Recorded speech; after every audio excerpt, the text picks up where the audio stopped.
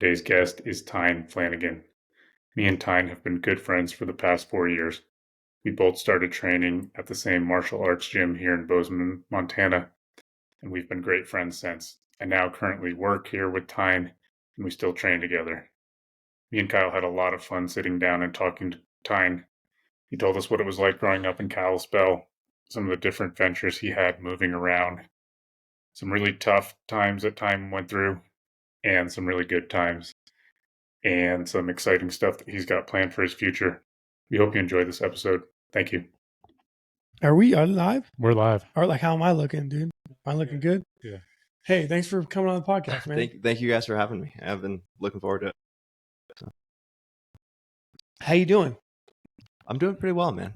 Yeah. When I was on the drive over here, I was thinking about what we were going to talk about, and I was thinking about like when you and I first met. I think you guys met through jiu-jitsu, right? Yeah.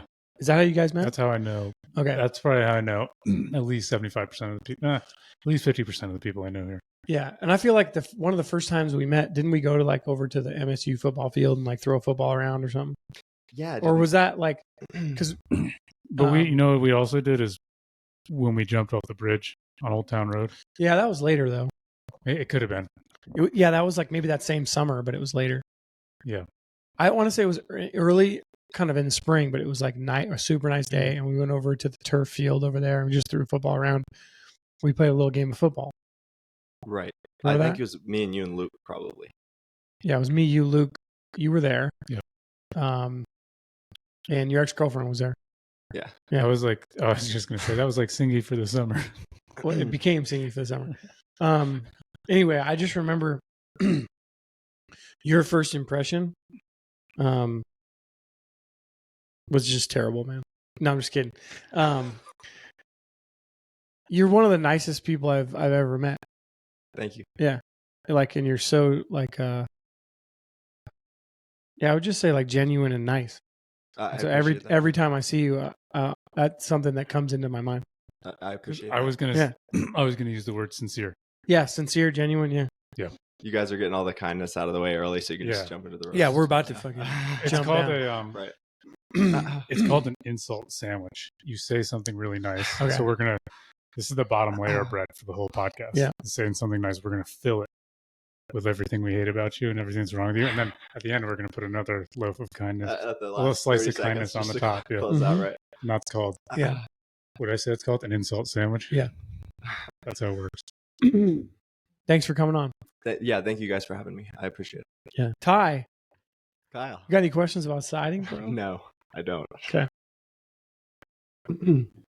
Yeah, Ty, tell us where you're from. Where'd you grow up? I was born in Kalispell, Montana, and spent most of my life growing up within about 30 minutes of there. I was raised on like a really small farm in Dayton, Montana, which is like half an hour south of Kalispell. So my family had like a really old farmhouse out there on 2 acres. We had like a couple chickens and a cow for like 6 months, but we were not really farmers at all. It was a really good childhood out there. Like I was able to be outside a ton and just have a ton of local adventures. You know what kind of cow it was? It was a poorly behaved cow, or we were very bad at managing the cow, I would say. I think my mom. Was it black and white? Millie was its name. It was. I honestly was so young I can't really remember. But my parents are both like. There's probably not a single farmer in our whole family ancestry. Okay. You know, and so managing something like that was not really up our alley at all. But they thought this would be fun. Like some friend who was a farmer was going on vacation. Like, hey, can you take care of my cow for 3 months? And they were like, totally. But they were like so afraid to milk it, and so it was definitely a mess. So it was a milk producing cow, though. It was, and yeah, you know all about that. Oh yeah.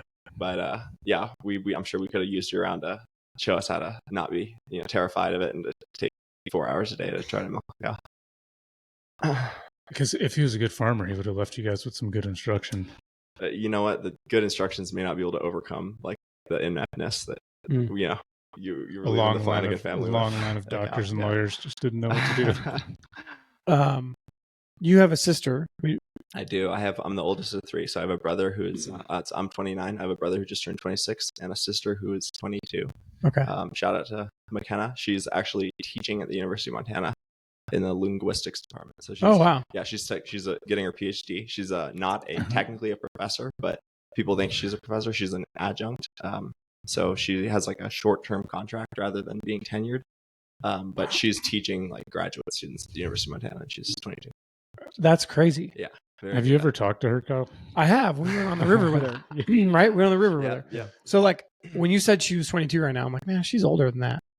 Like she seemed like super mature, which makes a lot of sense based on what you just said. She's always been smarter than me. Like when I was 7 and she was 1, she had me beat, you know.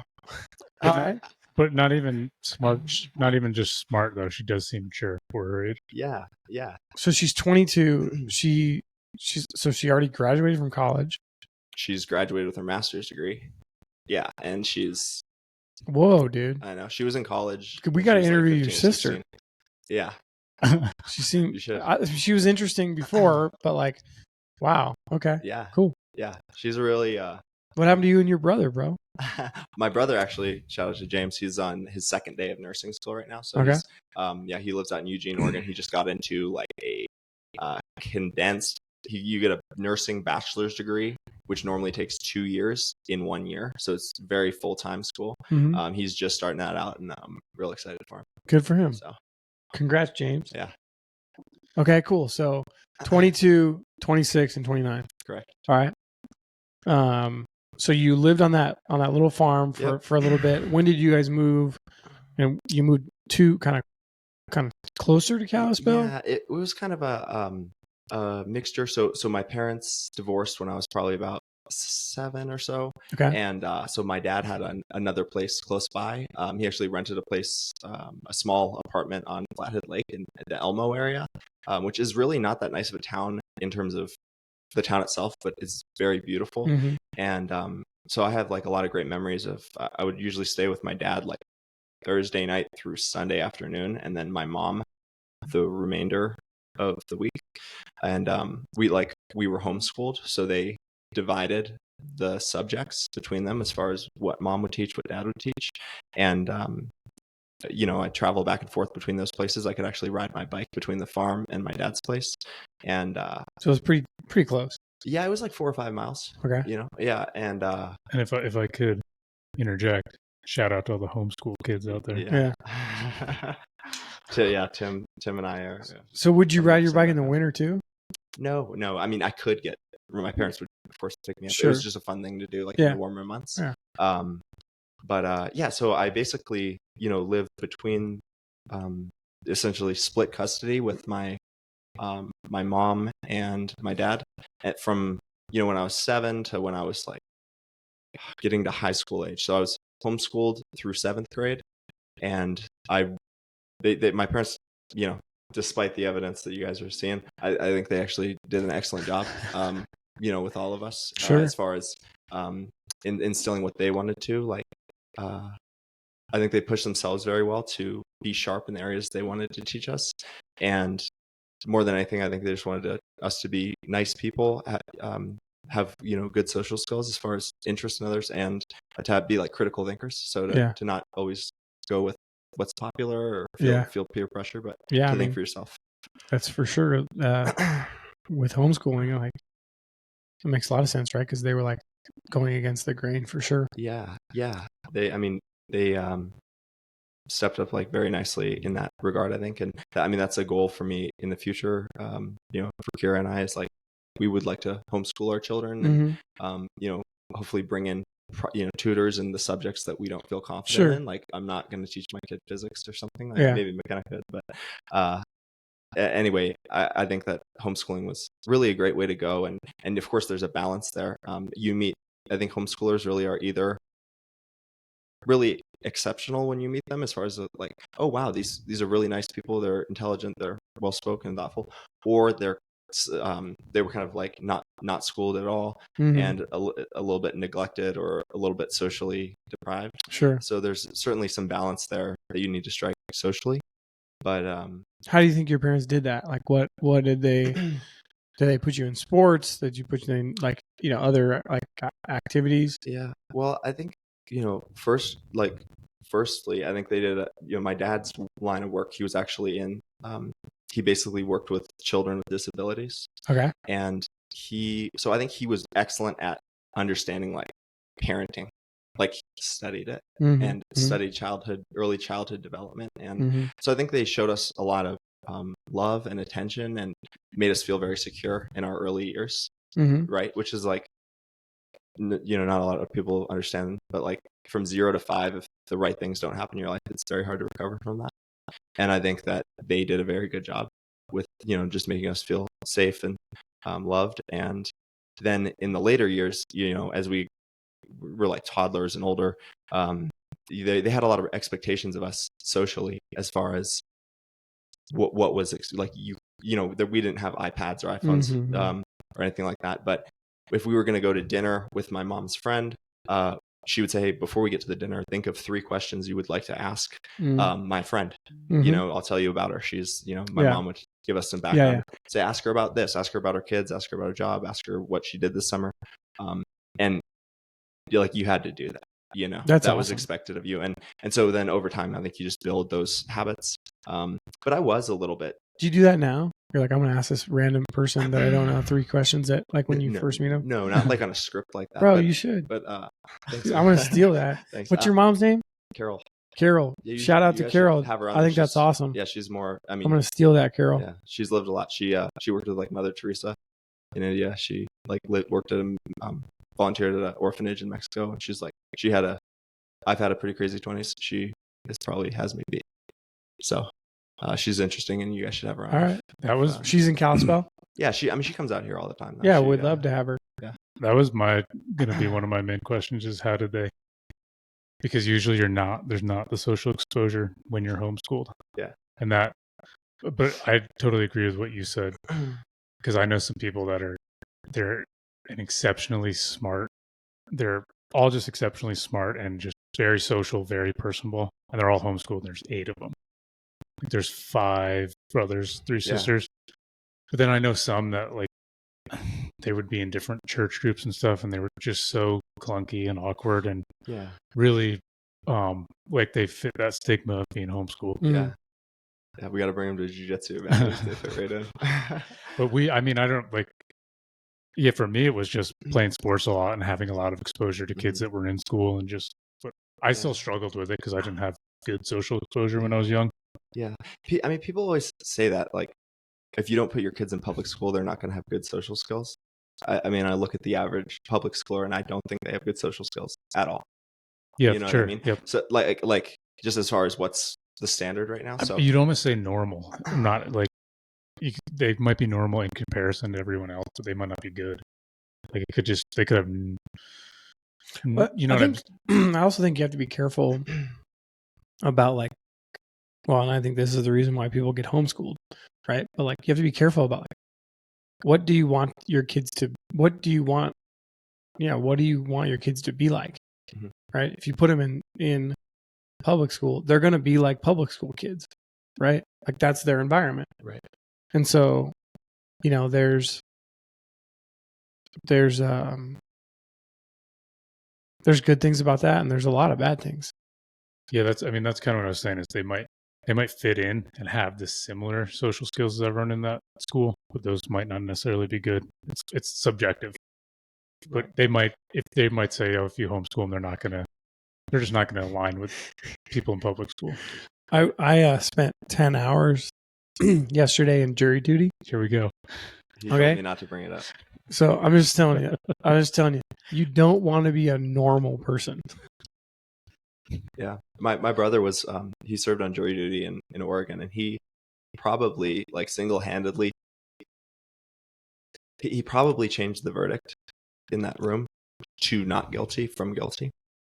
Oh, wow. Yeah. That's an interesting story. My brother's super thoughtful and careful. Okay. He was the right type of person you'd want on jury duty. And he said the room is swayed by strong personalities, you know? And so everyone would be like, yeah, I think he's innocent, and then there's one person that's very convinced. He's like, he seems guilty to me. And they're like, yeah, you're right. And like a whole bunch of people. And then everybody's like, oh, switch it up. Yeah. And you're talking about like 25 years. Yeah. It was an armed robbery case. And there was a whole bunch of things wrong with the evidence. And, and my brother wanted to kind of, I won't go too into He questioned details. the evidence. He was, he wanted to tread carefully with the years of someone's life. Right? Sure. That's not something to take lightly. Everyone's sitting in this room and wanting to go home. And he was like, hey, if there's a 50-50 chance that this guy did it, should we convict him? No. Right. And so he felt that it was such a mixed. Yeah, I mean, you guys could have him on and you could ask him, but he thought that the evidence was so mixed that he did not feel comfortable with whatever the potential sentence was. So he actually, I mean, he got like the case basically thrown out when he was there. I think they went back to trial later. There was like a mistrial or something like that. But anyway, and that was his experience very much like, do not feel confident in the judgment of a jury. You're right. Yeah. That was my takeaway of yesterday. Of like, just don't get in trouble and stay out of the courtroom. Yes. If by any means necessary, especially also with like business, right? Because like if you go to like whether it's business or like it might be you might not get in trouble, so to speak, right? But you might have a dispute with a client or something. And so like you don't go to jury trial because I wouldn't feel confident with quote unquote normal people making those decisions based on what I saw yesterday. Yes. I mean, I think it would be very interesting for you and my brother to talk about that. Yeah. He was appalled. Sorry, we went down a tangent, but we were talking about normal people. And I think, I guess as I get older, I get more concerned about public school for different reasons. I think there's a lot of really good things about it, but I think you can acquire those good things from different aspects in life. Right. Yeah. So I mean, I had that urge and that willingness to fight that stereotype when I was in 6th or 7th grade. I felt like I was too cool for homeschool, that I wanted to play sports. I wanted to have friends. I kind of wanted to have like the high school teenager's life that you'd see in a movie. And like, sure. I don't know. I think most teenagers go through this phase. They want to be a little separate from their parents, or a little rebellious. They want a little bit of rebellion. Well, and like I think it's normal to you're pushing the boundaries, right? And you're finding out who you are. Yeah. So in 8th grade, they put me in a Montessori school. Do you know what Montessori is? I've heard of the schools, but I don't really know. Okay, so it's like a very I think overall it's a good kind of school, but it's very gentle. It's a very kind place to go to school. There's a lot of kind of looseness in the scheduling. It's almost like homeschooling away from your home. Okay. But people are very nice to you. I mean, I would say like in the school, like that was definitely it wasn't like a hard. And that's like school. On purpose. Yeah, like the curriculum. I actually don't know a ton about like the Montessori theory, but that children learn a lot more by by play and by doing and by they need to be active. And so it was like I had this 1-year transition in 8th grade where I was in school with like 15 kids, and we did a lot of like we'd go to do a complicated science project trying to design a future city, and then go to a science fair. And it's a very much a build you up kind of social system. Like they're you're being complimented and told that you're doing great. Okay. There's pros and cons to that. Sure. But it was that type of school. Okay. And then they didn't have sports teams, of course, because it was like really small. And so I wanted to play sports, so I ended up going to Polson High School in 9th grade. And that was like a rude awakening, because that was like actually it's a public school, and it's in kind of like a tougher area. Like it was on the reservation, so there's a lot of people from tougher families. Like there's a lot of alcohol and drug abuse in that area. It was bigger school. For me, it was big because there was like 120 a class or 150 a class. Yeah. And I was small when I started high school. I was like 5'6". I was probably 110 pounds. I was really small back then. And I was used to everybody being so nice all the time, and like, so coming in and just like being the new guy who didn't have any friends, being kind of small, I wasn't very cool. I wasn't very confident. Well, you didn't really know anybody either, right? Yeah, but I don't even mean cool and like that I was popular. I mean that I didn't know how to make friends in that environment. That makes sense. Yeah. I mean, Yeah. so yeah, when I You almost like didn't know how to act in that environment. Yeah, like just I think that Montessori That's embraced so much. Be yourself. You're awesome the way you are. And then coming into like Polson, I think I was kind of like goofy compared to what was like. People are a little bit more reserved in a school like that, and so I didn't really realize that. And it was definitely a time of acclimation. As far as just a very different environment than I was in before, and yeah. So at first, when I started at the school, I mean, I kind of like fell in with like I would say a group of kids that did not have families like mine, because I came from a very good family. Okay. And a lot of the kids that'll hang out with they'll take anyone in, are kind of like the misfit types of kids. They weren't as fortunate as you, right, in their family circumstances. Right. So like my first friends at that school were kind of like the more like goth type kids, people who they were kind of like misfits in a lot of ways, but I appreciated that they were kind to me. Sure. Right? I mean, like if I didn't have a place to sit at lunch because I didn't know anybody, or they were like that group of people accepted me. Sure. And I felt really like I had nothing in common with them other than that I wasn't in with like the popular crowd at this time, And so that was like one of the hardest years of my life, I would say, for just ninth a variety grade. of reasons. Yeah, it was hard for me transitioning into that environment. It was like my mom was just going through some hard, like some sadness in her life at that time.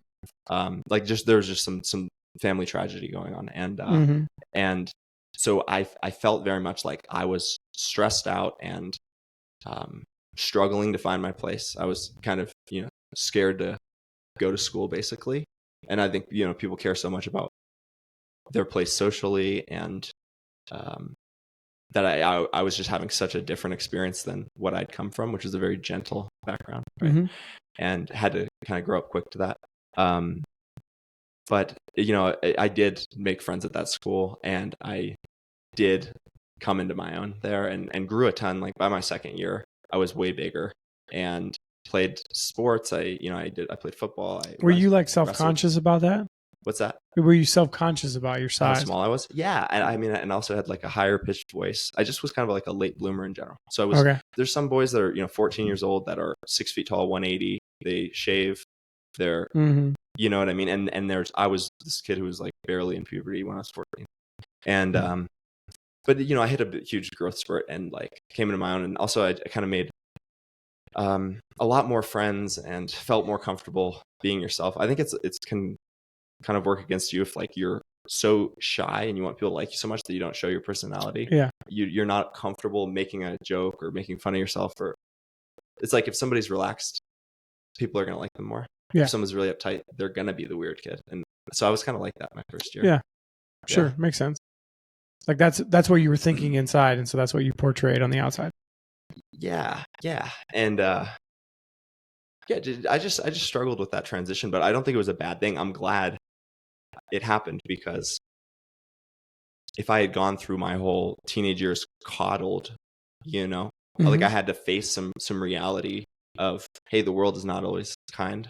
And so I'm glad I got that, that lesson pretty early in life, right? Because there's people who get they're in a bubble for so long that they have a hard time in the world, I think. Right.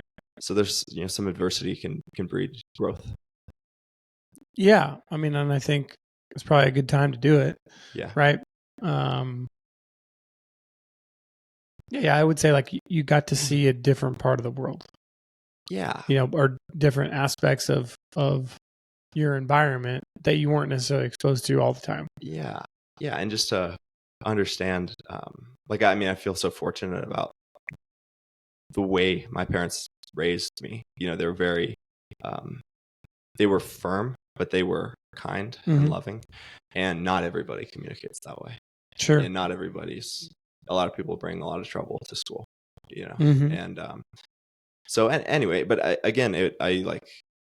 that was a phase in my life. That wasn't my entire experience of school, but it was interesting to go, homeschool to Montessori to a reservation public school, and then I feel like I came into my own a lot more, in the years after. But yeah, I do feel like a lot of us go through challenging times at one point or another during school, and that in ninth grade was that for me. Yeah. So was that your choice to go to public school? Yeah, it was. Yeah, it was something I wanted to do, and definitely something I don't regret. And I think it was the right time to do it too, because I'd learned, what I would consider the social skills I wanted to have by that time, right? Whereas if they put me in kindergarten and first grade and second grade, I might have all these bad habits by the time I got to high school.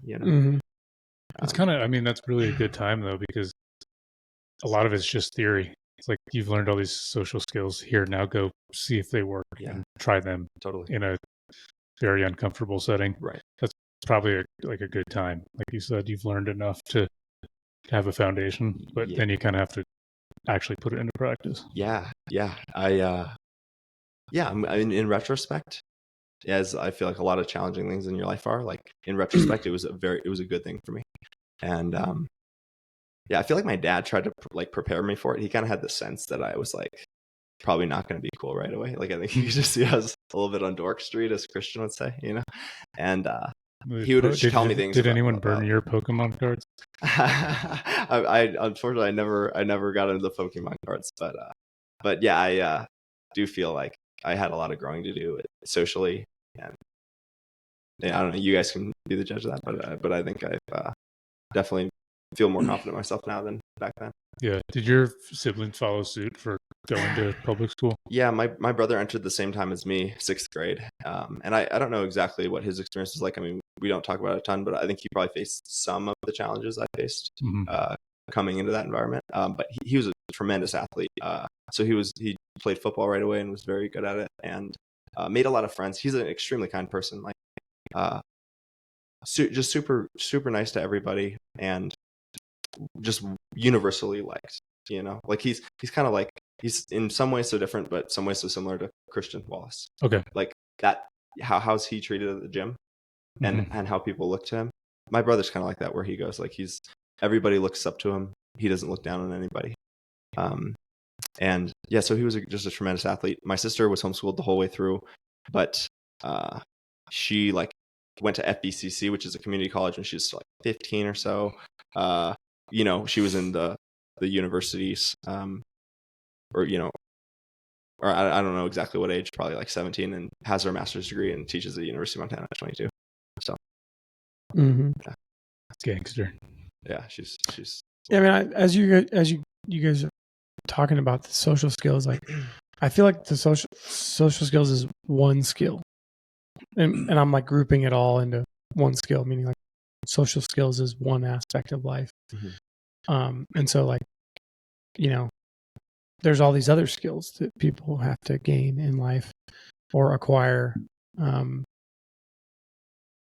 so I wouldn't look at maybe you're not a 10 out of 10 on social skills, right? But you're a 10 out of 10 on kindness, right? And so, or other things, right? I could, we could sit here and make up other ones. Sure. Maybe if you were to rate yourself, sure. And that's just an idea that I just came up with. But I just think social skills is one thing, right? And so there's people that are amazing at social skills, but they lack a bunch of other skills, right? And so it's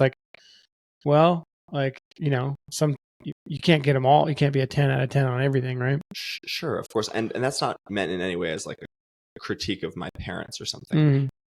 All I'm saying, I mean, they were kind to me, and I think in their eyes, I was, developed socially in terms of how I'd interact with the world and adults, but I had no experience dealing with people that were really mean to me, right? So that was a rude awakening to come into a place where you're just not in this loving environment that you're used to anymore. Mm-hmm. Yeah, and it's interesting the way like your environment really does and can shape you. And if you kind of immerse yourself in an environment, it will for sure shape you if you're not like paying attention to it. Meaning, if you can't differentiate between like, okay, this is you mentioned like, how do I act in this environment? Right. Like, okay, I'm in this environment and I act a certain way, but when I leave this environment, I don't act that way. Yeah. Right. So I think about like jobs or like when you go to New York City, like you figure out pretty quick, like you have to act very different in like New York City than you can act in Bozeman, Montana. You know, like if you stand on the sidewalk in New York, you're gonna get fucking run over. Right. You know, by people also on the sidewalk. You Right. know, and it's intimidating sometimes in those big cities and so anyway, that's just like I think about all kinds of things, but yeah. So going from you know, I would imagine when you went into public school, you're like, whoa, like this is way different. Right.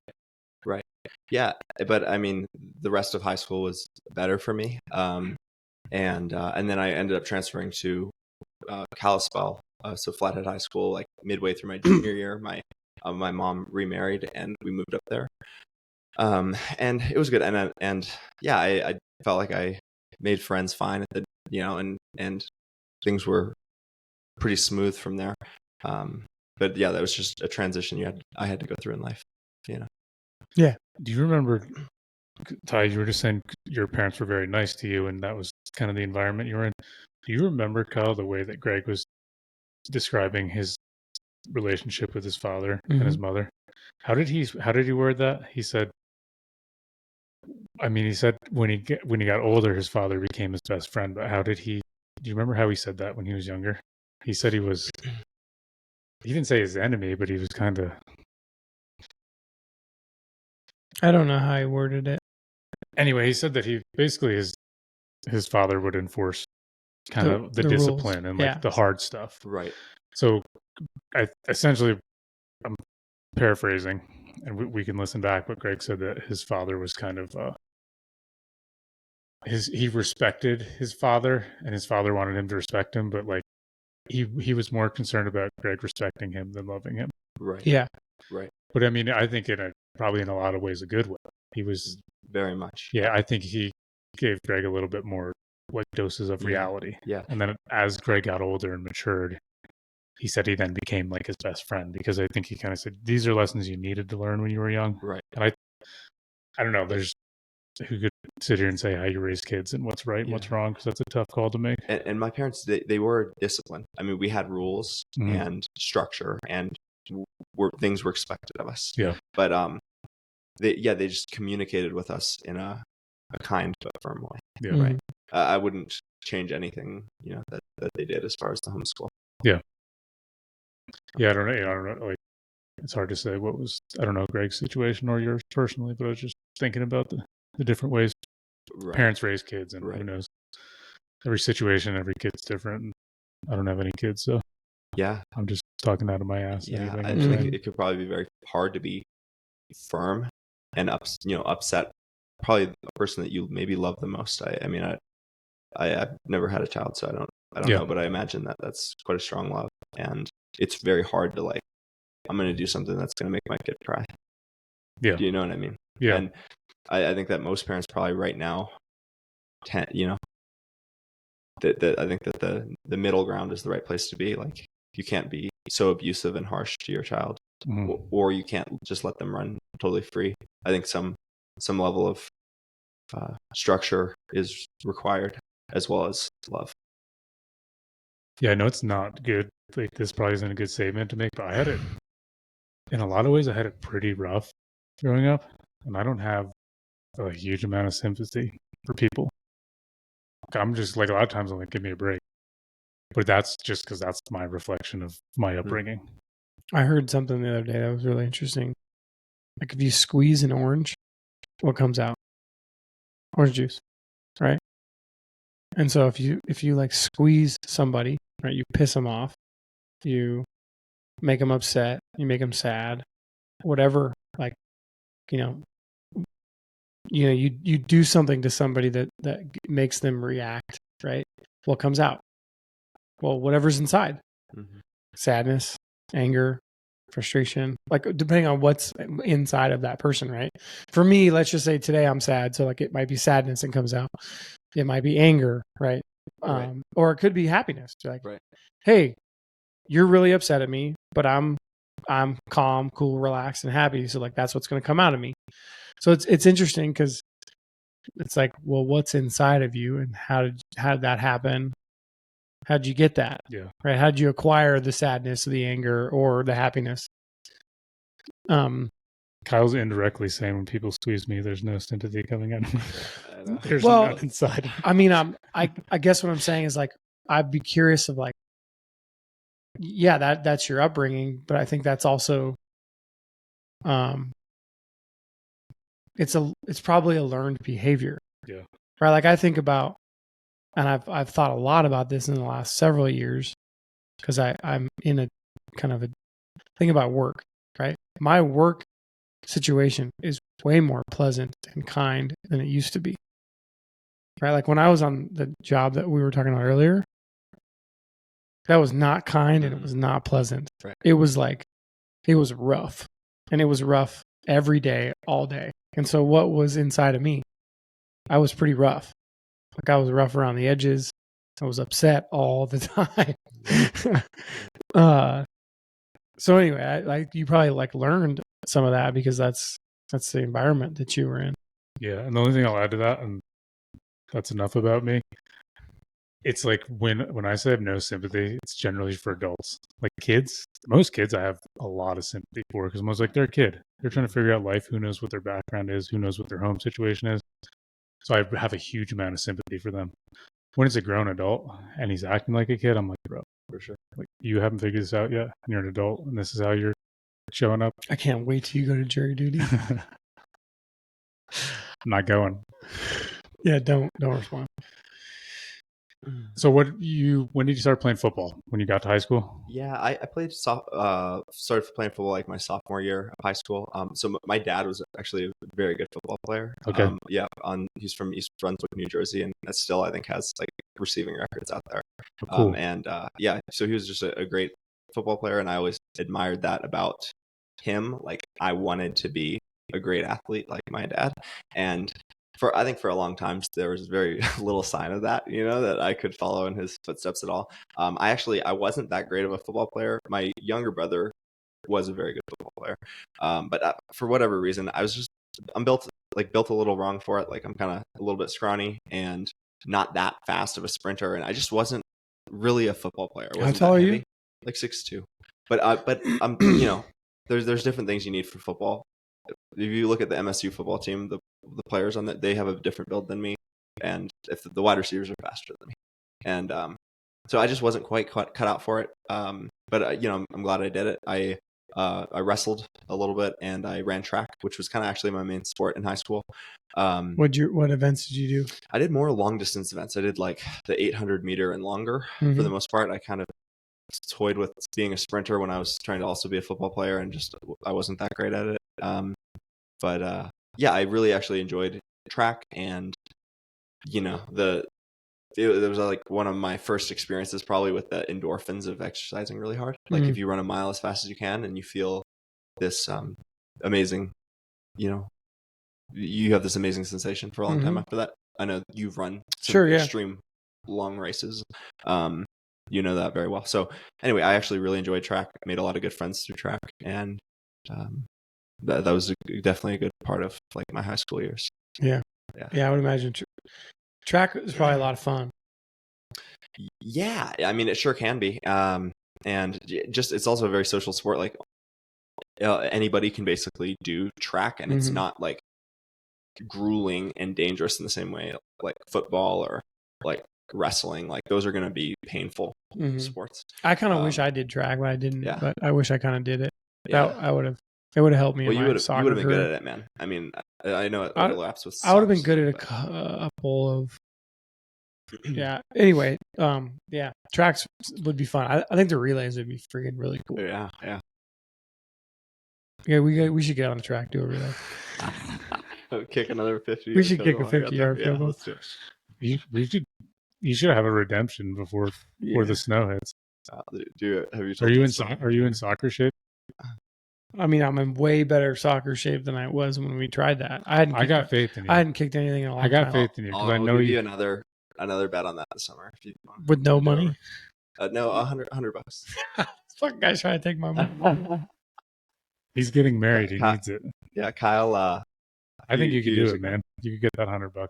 We're getting a different ball. You guys gave me like this old school grandpa ball from like 1952. I hear that's what pretty good athletes do is they blame the sports equipment. Exactly. Yeah, that's exactly what they do. Yeah. Anyway, okay. So, what was your relationship growing up with your sister and you are like pretty far apart, but like your younger brother? Yeah, I was close with both of them, and it still am to this day. As you get older and you're geographically further apart, we don't like talk every single day. But where's your brother live? So much. Eugene, Oregon. Okay, yeah, Eugene, and then your sister's here. Yeah, and but I mean, I'm on great terms with both of them, and really feel like I always have been. I think that always siblings like fight a little bit, but my parents did not allow us to be mean to each other. Like it wasn't going to fly. So any small issues that ever came up were squashed pretty quickly. And they're both, wonderful people. So, I wish, geographically that we were all closer. And I know like both of you guys actually have families that are spread out. It's just the way that life works as people get into their careers and different opportunities and spouses and just how it goes. So I hope someday it's kind of my dream to create like a Flannigan compound. Get a lot of land and get everybody together. That'd be cool. Yeah. I mean, for whatever reason, like Kyle and myself, my sister moved back here, and my brother-in-law. They've now got 2 kids that are here local, and my other sister's between 4 and 5 hours from here. And Kyle's brother moved here, and Kyle's nephews and sister-in-law. So I don't know. It is cool when you all go off and do your own thing, and then people start to kind of congregate back together. I mean, that doesn't always happen, but for whatever reason. Yeah, I hope it's the natural path, Yeah. But we'll see. Things could be pretty different in 5 or 10 years. Yeah. Yeah, I wonder if my mother would ever buy a place or want to be here because she's got grandkids here. Yeah. Well, that's true. I guess she already does. I was going to say if you have children here, that might be a strong incentive. Yeah, I mean, it'd be pretty bad if she only did for my children and not her daughter's children.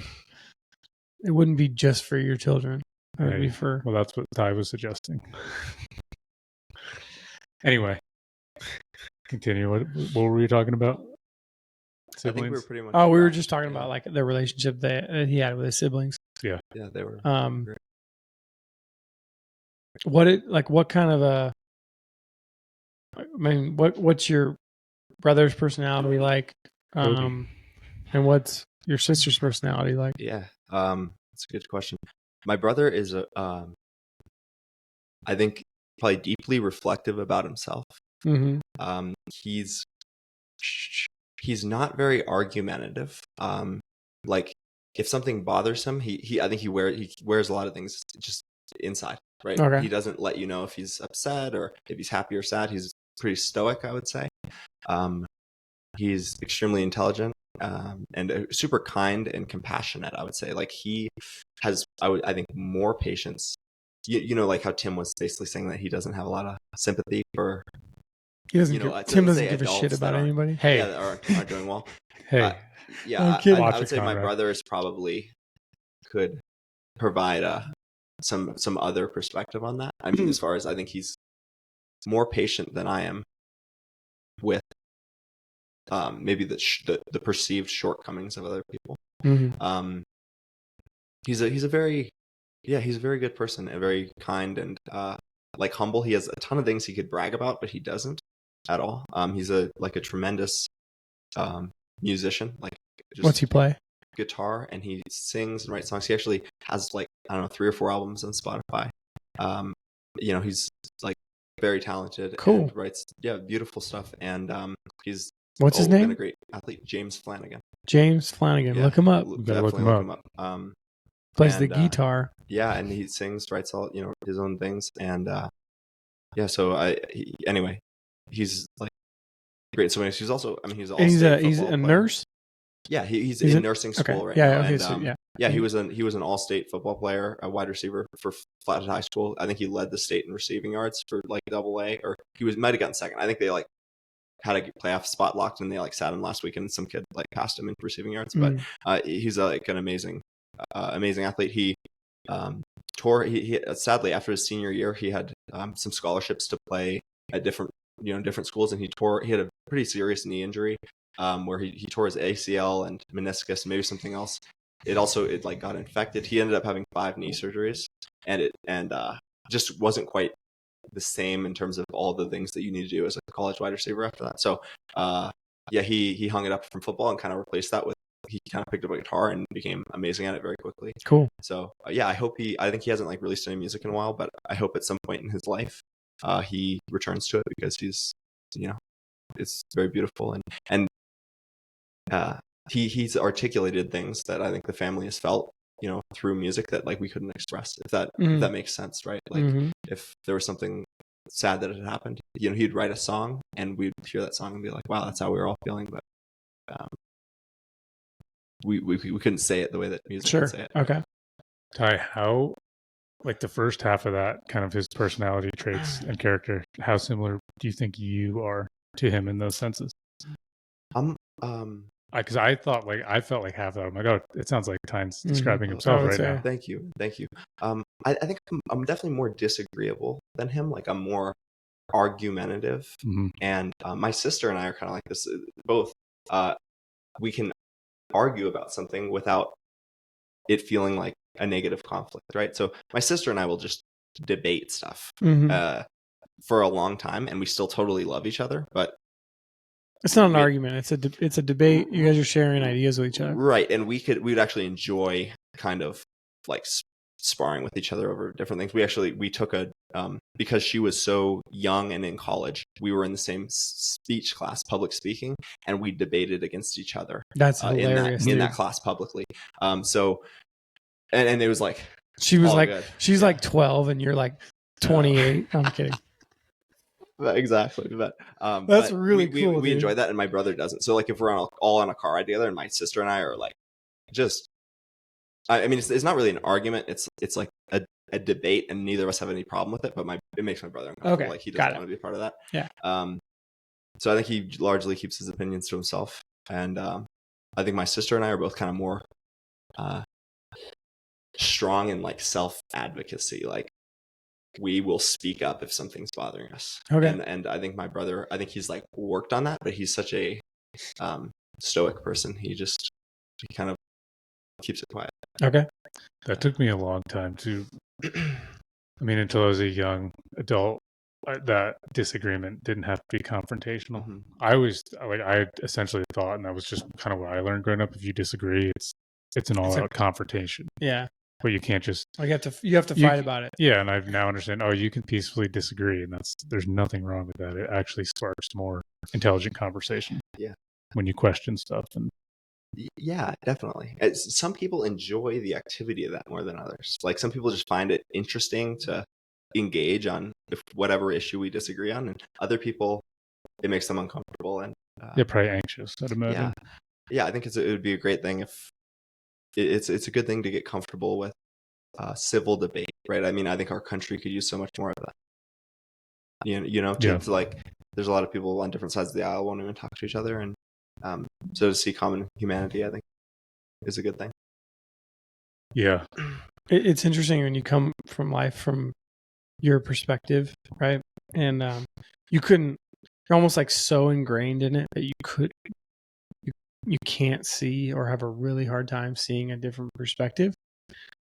And that's when I think those conflicts get heated, because you're just like, wait, I couldn't possibly understand somebody else's point of view on this topic, right? Because you like lived it, and it was like, well, this is how it is. And you're like, but it's not how it is from somebody else's perspective. And they're both right.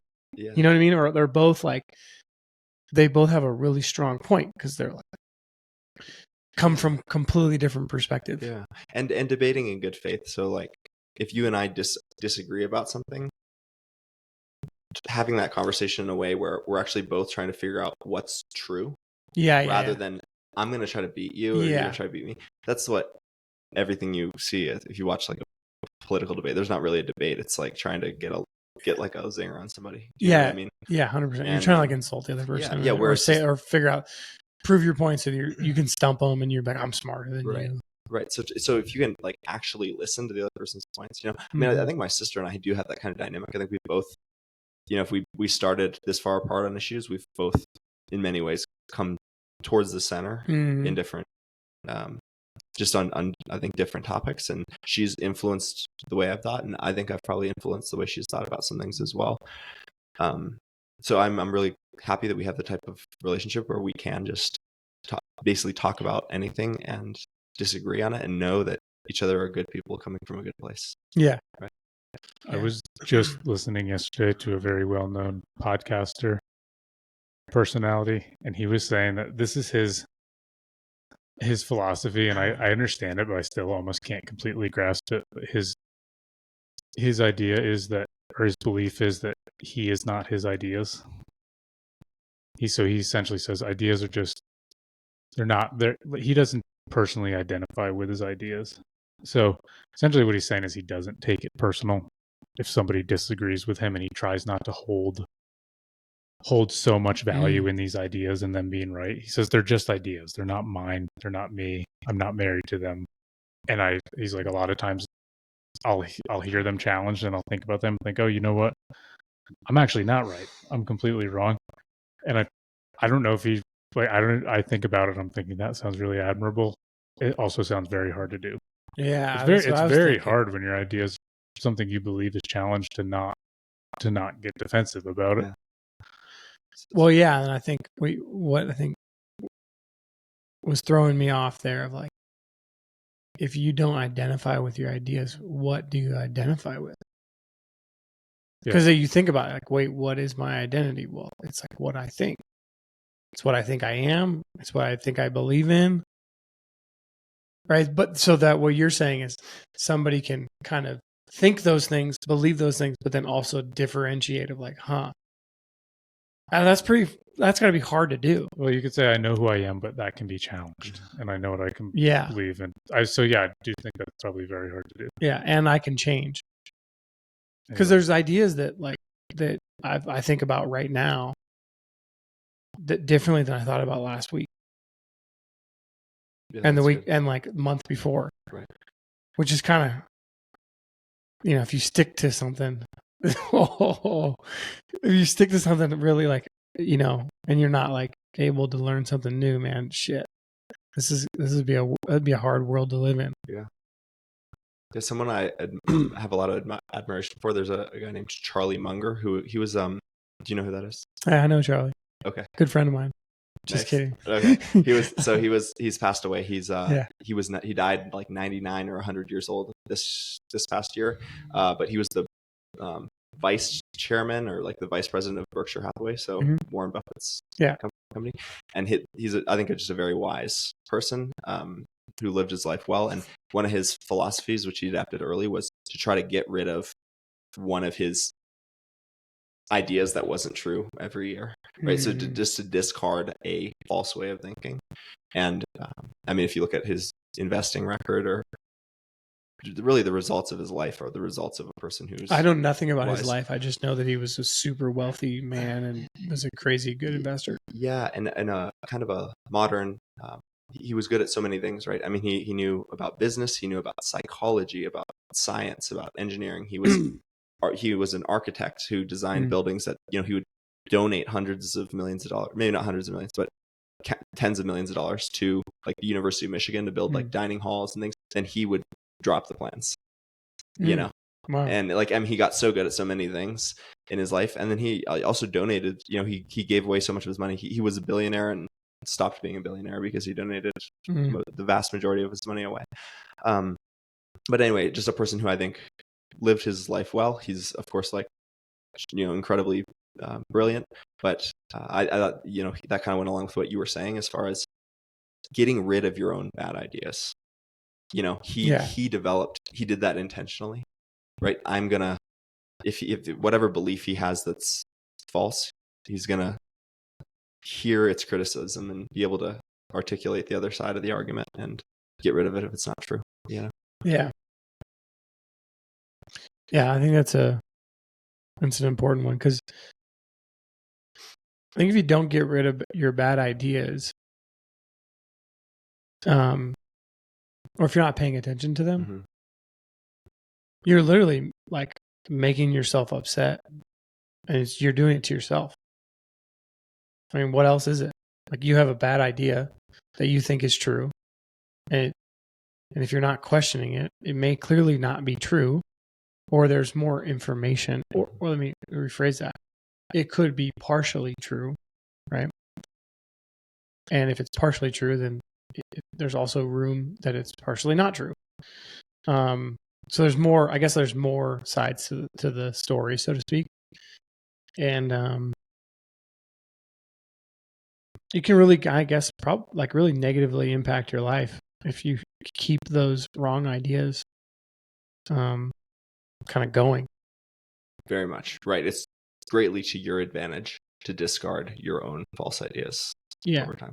And if you keep those wrong ideas about yourself, right?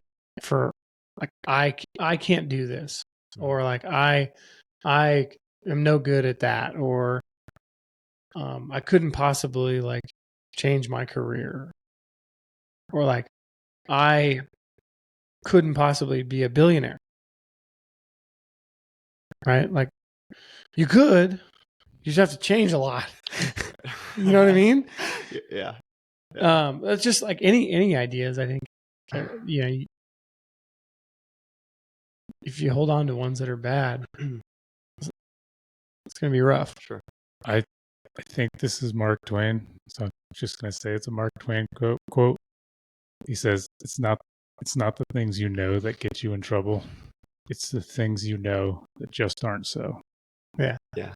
And it's essentially ideas that are either false or incorrect. And we're getting down a rabbit hole. So, Ty, what were you saying? You were telling us what your siblings were like.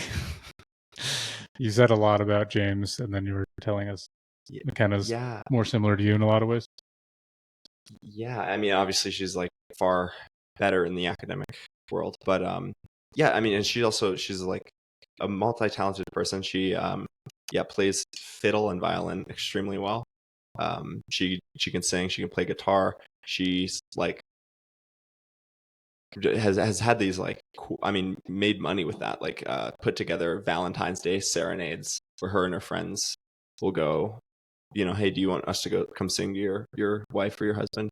You know, it'll be $50 a door or whatever. But they were in like high school doing this, and like, I don't know. And I also don't know what they did with the money. They might have been a charity thing, but they, you know, she's very successful in those regards, and she's a hard worker and very engaged, and I would say she's like a natural leader. She's part of the linguistics program, so that's I don't even really want to talk about what that is because I'm going to butcher it. So you guys can look it up. It's not really speaking many languages, but anyway, so she has started so many leadership. She started like a club for people that do that and organize all kinds of ways for the people to get together. And she just is a type of person who takes on a tremendous amount of responsibility and handles it well. And she'll like max her schedule out. Yeah, I know last time she was in town, I don't know what it was for, but we grabbed dinner after, and she was speaking on it a little bit, and I was just like, this is so out of my league just in this conversation right now. Yeah, I could feel the pulse in my brain because I'm just trying to keep up with her because she's quick and her vocabulary is dense and she's sharp. Yeah, and it's intimidating.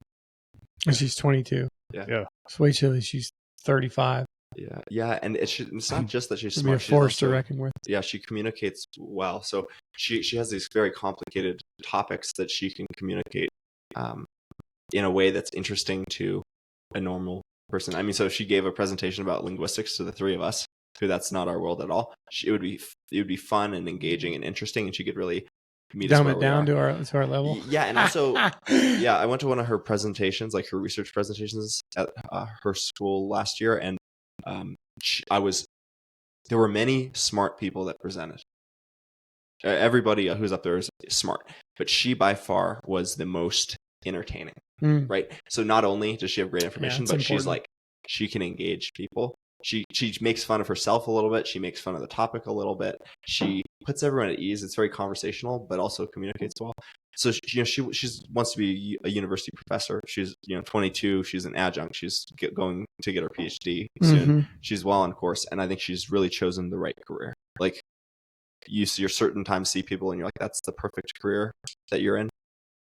For her to be a professor, I think she'll do so well at that. Good. Yeah.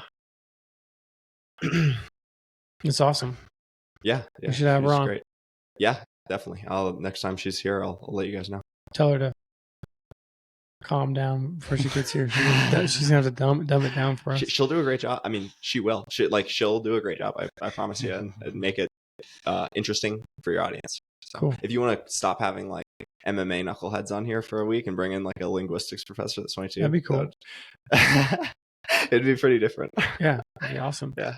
We get a whole new group. The caption will be like, our demographics would just change so much. The caption will be like, why are Tim and Kyle just standing there with their mouths wide open? All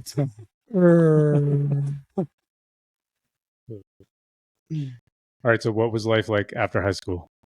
To be honest with you, I would say I went through a pretty good days of being, I would say, sort of lost in life from like 18 to 24. Ooh, that sounds like about everyone who's 18 to 24. Yeah. Yeah. So I went to college. I actually did pretty well in school. I wasn't like the best student, but I probably had like, I don't know, a 3.5 or a 3 point something, like high threes in high school. Like I was in the honors, everything honors, and went to Montana State, but I really didn't know what I wanted to study. So I changed my major a bunch.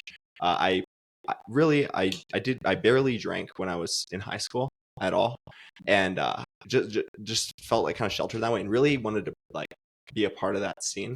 So I got heavily involved in that when I was in college at MSU at my freshman year. So I was young when I started college. I think I was 17. I might have just turned, my birthday's August 7th. So I think that I just turned 18 and the term started. Okay. And it was like a little bit too much freedom for me, to be honest. Like I was there. I was very interested in being a part of the cool college scene. Like I wanted to be a part of the parties. I wanted to hang out with women. I wanted to just like have like a Van Wilder life, basically. Sure. Yeah. Like that's what I thought college was about.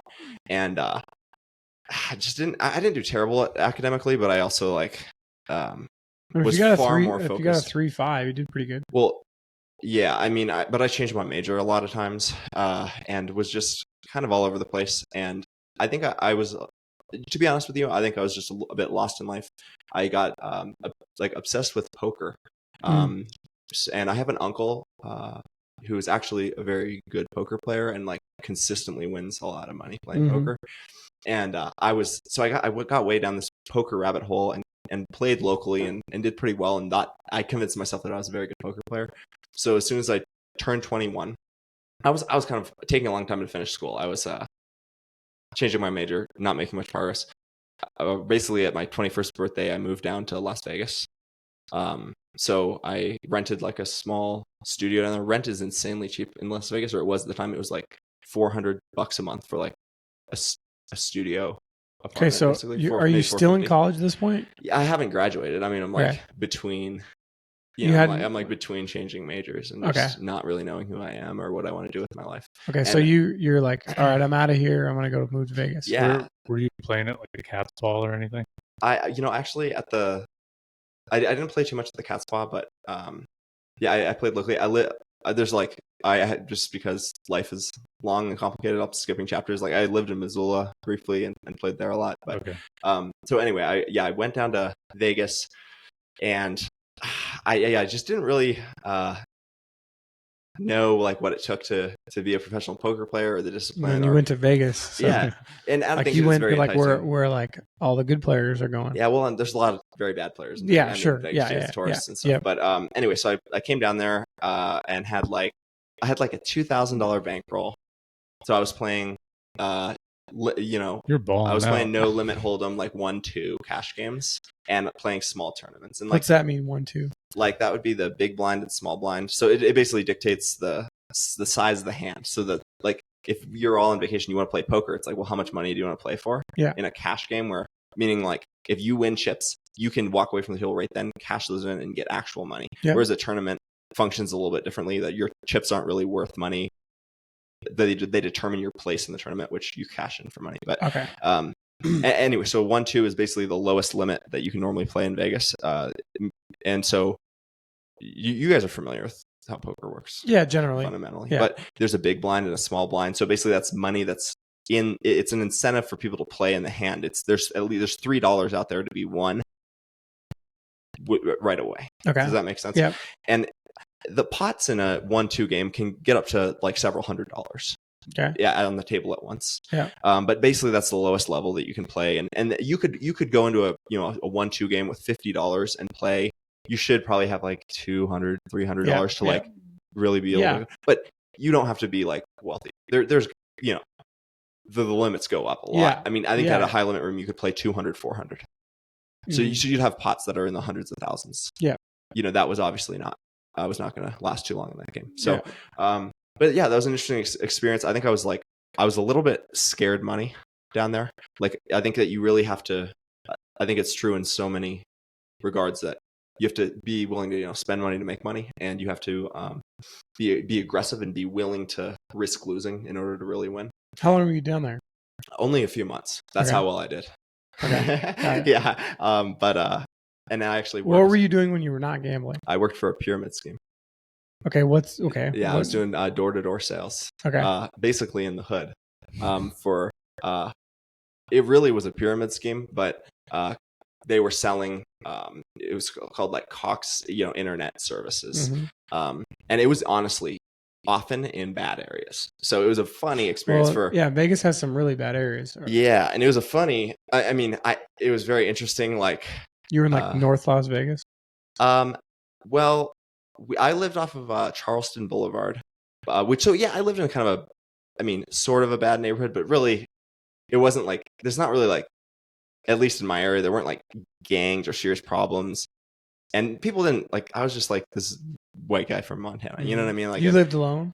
Yeah, but I had a studio apartment, and rent was really cheap in the area I was, and it might still be. Vegas is like, I would say it's a third or it's like a third of the price of Bozeman, I would say. Yeah.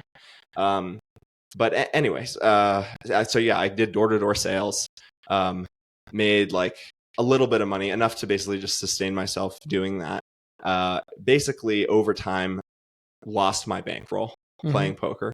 And after a few months, I was like, just tired of living in Vegas. I felt kind of socially isolated. Like I did feel like it was hard to make friends because I didn't enjoy like the people that I met playing poker. They weren't necessarily the people I actually wanted to be friends with. Mm-hmm. And there's a lot of unwell people in Las Vegas. It attracts people who have a problem in one way or another. So you see a lot of sickly people. Like if you walk around Bozeman, the people are actually very healthy. Mm-hmm. Very healthy. In certain places, you will very rarely see like a really healthy person. And I would say I felt surrounded by people who were not very healthy. Yeah. So basically, long story short, I was not successful at making money playing poker in Vegas. Worked for a pyramid scheme for a while, found out it was a pyramid scheme and left.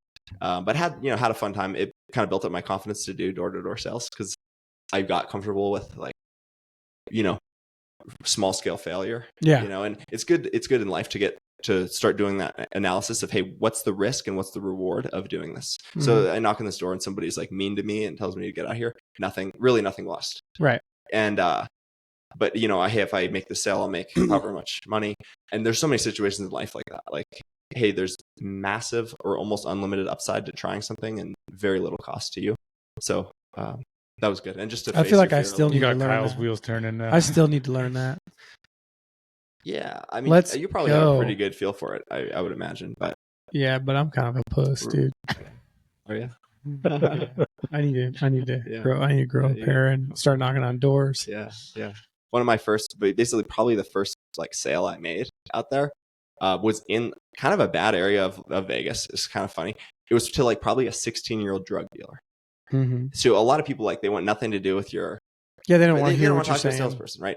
But anyway, I walked by this house. They give you this list of like all the houses you're supposed to knock on the door. Then there's like boxes you check for how many times you knocked on the door as far as you kind of doing a cycle. If you talk to them, if I don't remember the exact cutoffs, but basically they want statistics on like, okay, if we knock on 100 doors, 30 people answer. They're trying to figure out if that's a good neighborhood. Many, 15 of those you get to this point in the conversation. 5 of those you get to this point. How many do you get on the phone with the people who actually sign them up? They kind of build statistics. So you can say like, hey, every 60 doors you knock on, you're going to make a sale. So that you can have that in your mind as encouragement when you just knocked on 30 doors and didn't make a sale. It's like, well, if I keep going for long enough, I'll make one. But anyway, the address of this house that I was supposed to go sell was on there. And I walked up to it and there's like these kids, basically like 16 years old, Hispanic kids that were working on these like really nice cars. Like they had like 5 or 6 like pretty nice, like BMWs, and they were like lower down, tinted windows. Is there any chance one of these guys was Kyle?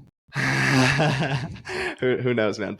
And I was like, hey, I forget the exact pitch. We would pretend that we were doing a survey. It's such a dumb way to go about it. But anyway, I started talking to these guys and asked them if they like wanted like the internet and TV and stuff. And the guy was like literally like barely disengaging from working on his car. He's like, yeah, sure, man. Like, go ahead. And I was like, okay, well, would you also like to add on this other thing for like, I forget what it was, an in-home line or whatever in case of emergency. He's like, yeah, sure. Like, I just did not care what it cost. Didn't care about the contract at all. And then I was trying to sign him up and he like wanted to pay cash, which was kind of a problem because and there's people swinging by and he'd have to step away and do his thing, but it was just funny. Customer, some 16-year-old who had like 4 cars, one needed to pay cash for his internet. I think we worked it out, but anyway, my Vegas trip, you took his cash and went gambling. Yeah, exactly. I went and lost it at MGM immediately. Said nobody was home, but I think I did actually a lot of things that were really misguided. I really do think I was lost in life, and if I could go back, to who I am today, I wouldn't do those same things. I wouldn't move to Vegas and try to play poker, but I'm glad that I did those types of things in my early 20s. My mom, I think she was much more careful and respectable in the things that she pursued in her early 20s, but she, she would move to India and work with Mother Teresa, not knowing anybody. And then, like I said, worked at an orphanage, and she was an exchange student to Japan. I mean, she just did all these like really adventurous things in her 20s. And I think moving to Vegas is adventurous. Yeah, but what I mean is like hers all, in my eyes, all of hers worked out. They were a success, right? And that was not a success, right? Like I learned a lot of things and it was interesting and I have some funny stories, but it's not like I didn't hit my goal of becoming a good poker player or making a living playing poker, right? Yeah. But I'm glad that I did things like that. I think that was a success. By the way, I would still. That's you know what I mean? Like I don't think you actually wanted to be. Let me take that back. I don't think if you were successful at playing poker, I think your life would have turned out a lot differently. Right. So I'm saying like the failure turned into a success. Right.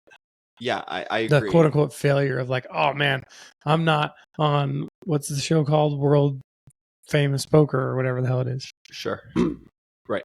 Yeah, I agree with that. I think different people have to learn lessons in different ways. Like, and I think I'm kind of a learn the hard way type of guy, as a lot of my things in my life have gone. Like some people, it's like, don't touch that burner, it's hot, and they say okay. And other people, I'm gonna touch it. They touch the burner and they keep touching it again and again for the rest of their life. and I feel that I'm somewhere in the middle. Yeah. And they say like a wise man learns from others' mistakes, a fool seldom from his own. I'm in the middle. I'm neither of those things. I've learned from my own mistakes. I really do make adjustments. And you learn from other people. Well, Yeah, I mean, there was probably a lot of people that gave me good advice that I didn't follow, and ended up, losing my money. Right? Well, it's hard to know, right? Because people have different abilities. Yeah. Right. There's things that you can do really well. Right. Right. And maybe you could give me advice and say, oh yeah, you could do this, blah, blah, blah. Right. Well, like maybe I fail at it because I don't have the skills that you do. Right. And vice versa. Right. Like there's things that people can do that others cannot do. Right. And so it's hard to know when to take the advice of people, especially if you want to pursue something, right? If let's just say you want to do something and people are like, no, that's not a good idea. You're going to fail at that. You might not fail at it. Right. You might hit a home run because you're fucking good at it. Yeah. Right. Yeah. And so like those people are giving you bad advice. They mean well, right? They want the best for you. They don't want you to fail. Yeah. Yeah. It's tough to know like how you handle that if your child. My parents were actually pretty. They were open to all the. They had very good like unconditional love for me, even I'm sure when they disagreed with my decisions. I had older people than me, warning me against certain tracks, and like that. I wasn't done with my misadventures at this point, but yeah, I do feel like I had to make mistakes and learn, and you can. There are professional poker players, and there's people that can do it. I wasn't ready to do it. Certainly at that time, it was for sure too immature. Yeah, that scene makes sense. Yeah, I guess the way I think of a lot of my shortcomings or quote unquote failures is, if you ask me right now, I would say that like I'm, for the most part, overall really right where I want to be in life.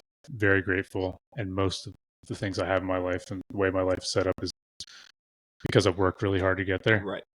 And I don't think I would be where I am today in this situation, like even right now, sitting in a room with you guys that I call my very good friends, doing this podcast, which is fun. But if it wasn't for all those complete fuck ups and I'm like misguided and missteps, but so I always think like this is me just trying to be an optimist that those were all successes because they got me here. Like that eventually was enough wrong turns and knocks in the head and just mess ups to get me to where I could actually think critically and properly and make the right decisions. And then here I am. And I don't know, like, I'm sure you're pretty pumped that you're engaged to a woman that you really want to be engaged to. And like all those fuck ups have gotten you here. That's totally true. Yeah. It's just I'm being a total optimist and like looking at the bright side, but do you mind if I talk about you moving to Bozeman? Yeah. Okay, so I'm sure Tim's never talked about this on his podcast, I bet, but he basically he was doing commercial construction in Seattle, right? Yeah, and had gotten offered. You kind of wanted to get out of it, yeah, and had gotten offered a big promotion, a 6-figure construction job there, and you said, hey, this is actually the time for me to quit and walk away from this, and that would be going against the advice of a bunch of people. A lot of people would say, oh my gosh, you're making it in life right now and you're walking away from that. Came here, didn't really know what you were going to do.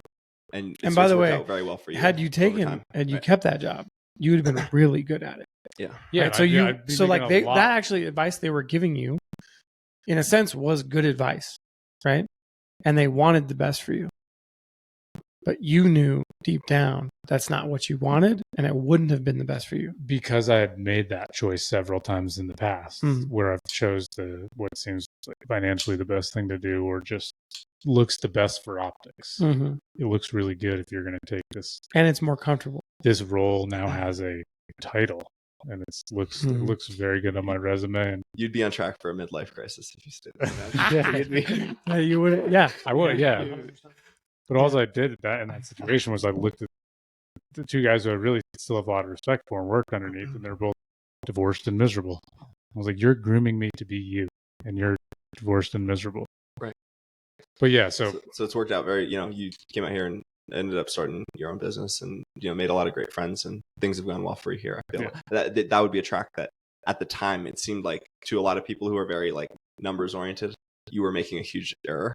Yeah. But it ended up working out that way. And I know people that I really respect were like really giving me a hard time and making me Yeah. feel terrible about the Right. decision I was making. Anyway, it's just my way of saying that it's probably your gambling was probably a great success because look where it got you. It taught me, yeah, not to. It's good to learn early to stay away from certain things. It's interesting. So I recently had this conversation about like there's things that happen in your past that are painful. Mhm. And it's important to like reframe those things over time to be like, yeah, that was really painful, but look at all the really good things that came of it.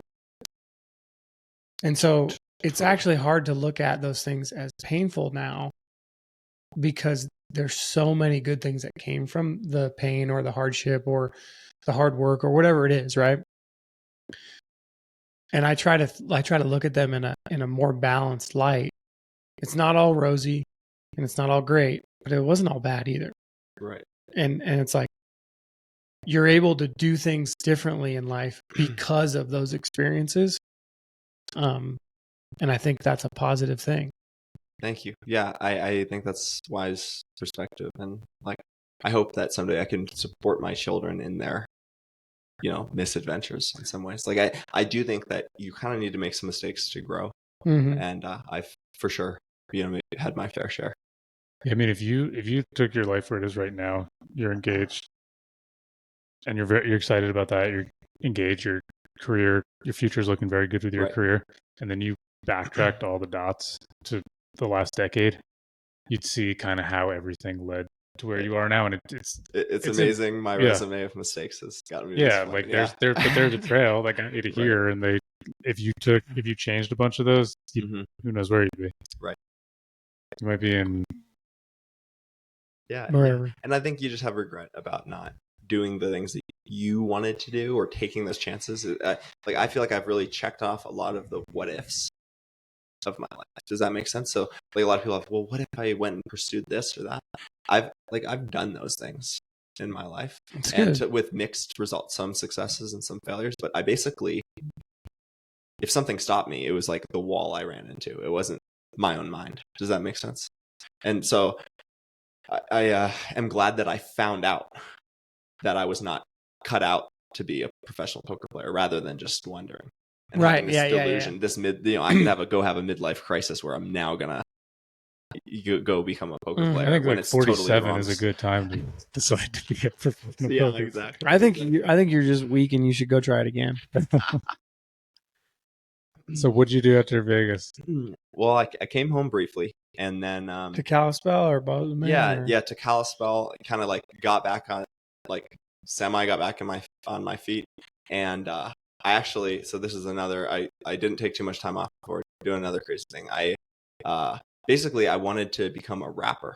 I know that you guys will think this is a joke, but yeah, I got like super fucking cool, dude. For those just listening, you missed the fist bump between Kyle and Ty. Dude, I knew you were cool, man. Yeah. So again, these are just more like crazy things. I think I really was having I really did not know who I was. I take back everything I said about you earlier. Like the failure of getting to your success. And I can't wait. I think I was lost in the world, right? But I loved hip hop music. Yeah. And wanted to do it, so I was making like very cringy white boy raps, recording at home and stuff. And I was like, I'm gonna move to LA, and like I'm basically just gonna make it in LA. Like not just that, I just like thought I was gonna act. I thought I was gonna I just felt like I was, that was my next adventure. Okay. So kind of just crazy. I mean, I was not good at thinking ahead at all. I have no idea what my job was. And you were 25 this time? No, dude, I was a lot younger than that. I was probably like 22. Okay. But I don't know what my job was, but I think I probably had like $2,000 of that. Mm-hmm. And I was like, you know what? I'm gonna move to LA, and so I rented with my like first $1,000. I like rented a bed in an Airbnb for like a month. So I had like 5 or 6 roommates that were rotating through in kind of a. Where in LA were you? It was like in my first apartment. That it was just an Airbnb. I rented a bed in it, for half my net worth at the time. And that was in like near Englewood. It was pretty near like the new Rams stadium. Okay. And then, so I came down there. I had like $1,000 left, which just at the time wasn't alarming to me at all. And I got a job at AutoZone in the hood, like in a bad neighborhood. It was Martin Luther King Boulevard, which if you listen to like Nipsey Hussle, I know he Nipsey. raps about the intersections that I was like working Crenshaw. on, like that. Exactly. Like he's talking about those neighborhoods and bragging that he's from there because it's such a tough place, right? So I have no idea how that worked. Like I think I just went online. I knew a tiny bit about car parts. I mean, I had basically no skills at the time. Applied to a bunch of places. The one that hired me was in a very bad neighborhood of LA, and it was almost all. I was the only person that looked like me. Yeah. That you would see in a day there. And you really should know Spanish to work that job. And so it was hilarious because I was not from there. I looked like nobody there. And they put me in the front right away. And you like Ty's whiter you're in than my t-shirt. You're in a neighborhood like you were in a neighborhood that like I would be uncomfortable in. Very. I would be real uncomfortable in, and I would I could get comfortable there. Yeah. But I would be paying attention all the time. Yeah, it was interesting. And there was actually the people I worked with there were very like interested in me and accepting of me. I ran into a lot of kind people in LA. I'll say that. Oh yeah. The people that, and you probably meet a lot of cool people in that neighborhood, really cool people in that neighborhood, but it's a dangerous area. People who have a hard life, So it was a funny like job. Like I barely knew anything about cars. Did not speak Spanish, didn't know how to use the computer system. And they like really didn't train me. They were just like, hey, go out there and do your job, And so anyway, that was an interesting experience. That sounds about right. Yeah. AutoZone. Yeah, right. Exactly. So anyway, that was an interesting time in my life. And I would say, I struggled. Did you ever get an apartment or you just stayed in Airbnb? No, I'll get to that. So basically I was making $12 an hour. That was minimum wage. And after, I have no idea what that would be after taxes. I was probably making like less than $10 an hour. Yeah, really. $8 an hour. Yeah. And LA is, expensive, and I just had no plan basically. So, but I was super determined to not give up on my dreams of like making music, of acting, of things. So did you ever meet Nipsey? No. Should have went. No. She should have went over there. I'll tell you guys about being in the recording studio with like guys like that. Not on his level of fame, but people from those neighborhoods. And I would say they were actually very kind to me. So anyway, I basically was running out of money. I was not earning enough, and I had no idea how to. At the time, I just had no idea how to increase my earning capacity. Like I was very underdeveloped in those areas, right? And but I did not want to quit, and I felt like I was an example for my family and friends because I was doing this crazy thing. I was moving to LA to like make it, and so I was so determined not to give up because I felt like if I gave up, if I wanted to be an inspiration, like if other people have a dream and they see me succeed, maybe they'll think they can do it. But so I started living in my car. Depends on the dream. Yeah. And so I basically started living in my car because I couldn't really afford like my Airbnb. I couldn't. What kind of car do you have? At the time, I had a Chrysler 300M. Like, sick, bro. Yeah. Dude. Pretty sweet house.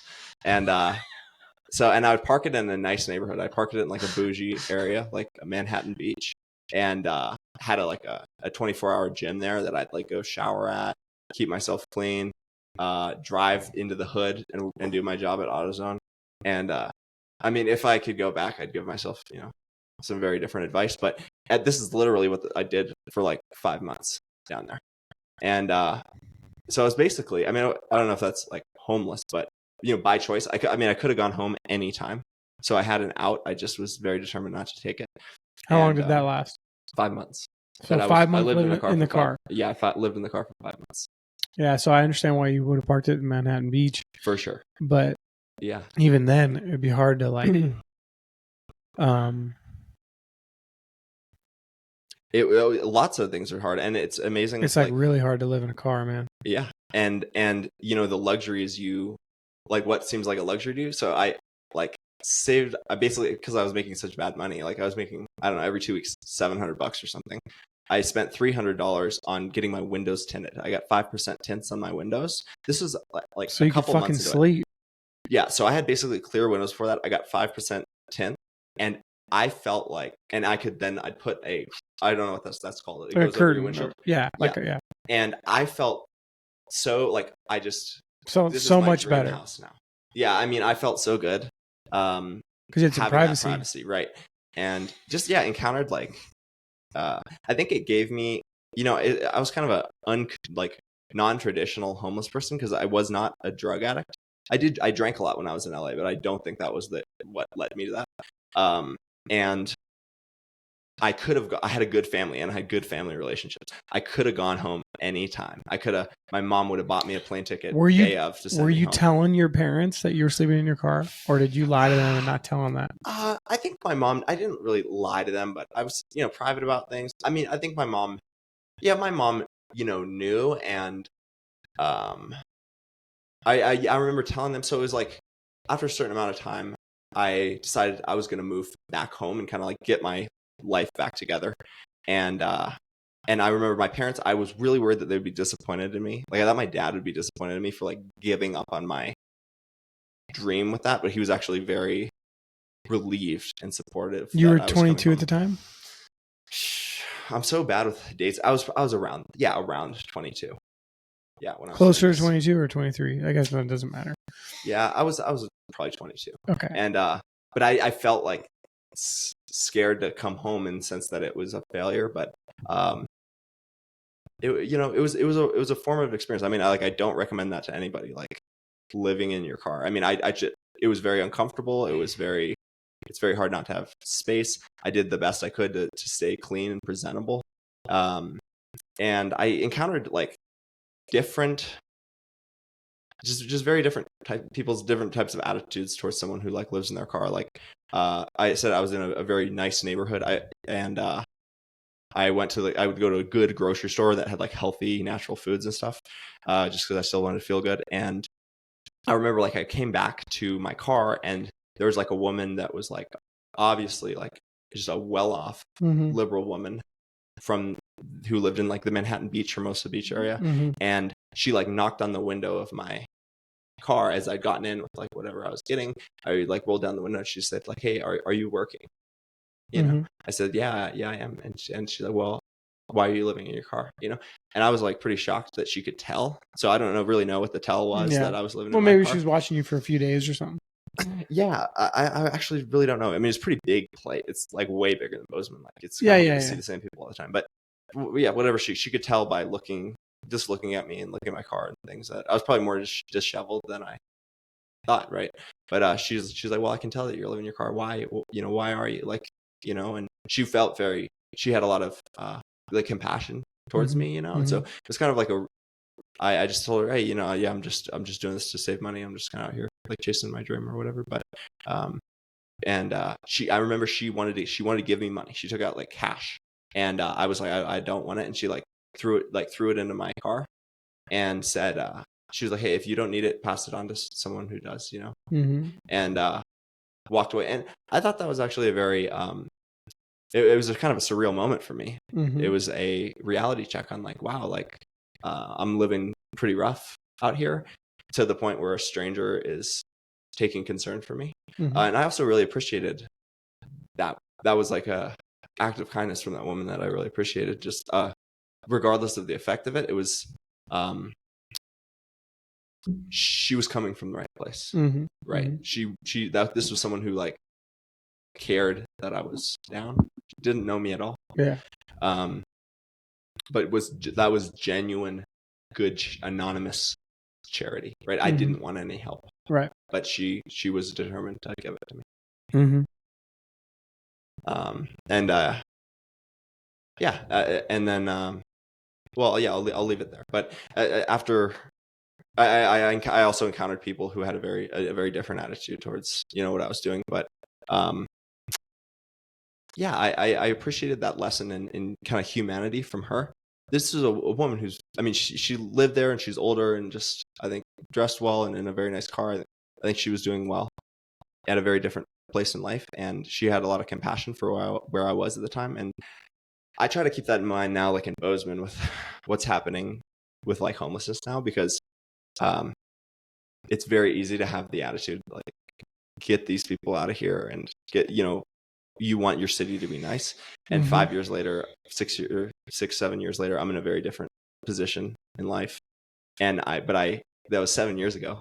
I was living similar to those people in many ways. And so I just try to remember that I'm not so unlike them, But I'm not saying I have the solution to the problem, or that letting people camp everywhere is a good idea. I just you have compassion for them and understanding. Yeah, that like life is hard, and most of them had much harder lives than me, I'm sure. Right? They didn't come from good families like me. I was out there by choice. You know what I mean? I was there because I couldn't afford to live in LA. Other people just wouldn't have been in LA. I just stayed regardless of what the numbers were. I look forward to very much, like in that time I was like, hey, someday I'll be sleeping in a bed again. I'll have a bed again. I'll be living inside again. And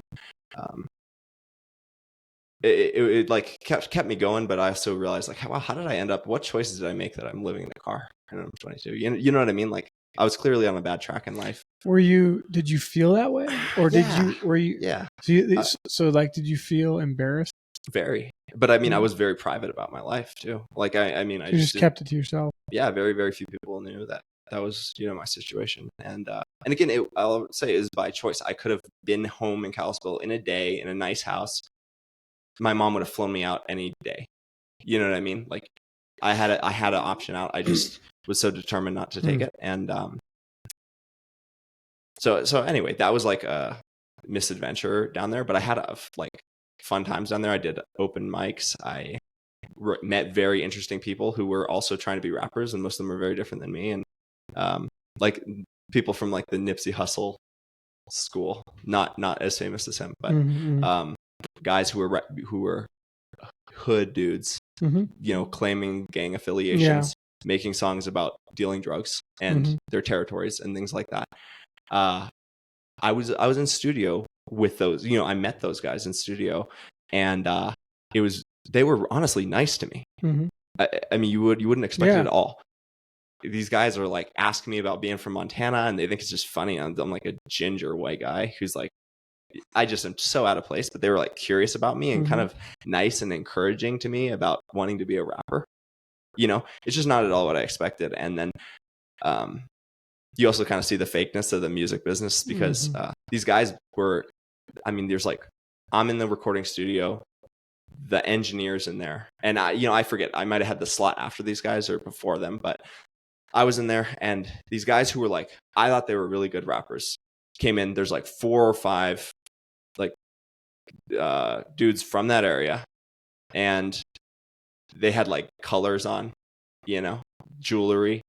They went in there, they made a song about that's about selling drugs and bragging basically about the quantity of the drugs, that they're moving kilos and they're this and that and their connects and basically their lifestyle. I mean, if you listen to like rappers like that, that's what the songs are about. They made a song like that. It's actually it's a good song. I mean, if you like that kind of music, it's a good song. And then the guy came out, and I was just enjoying the show. Like, wow, these guys are doing it.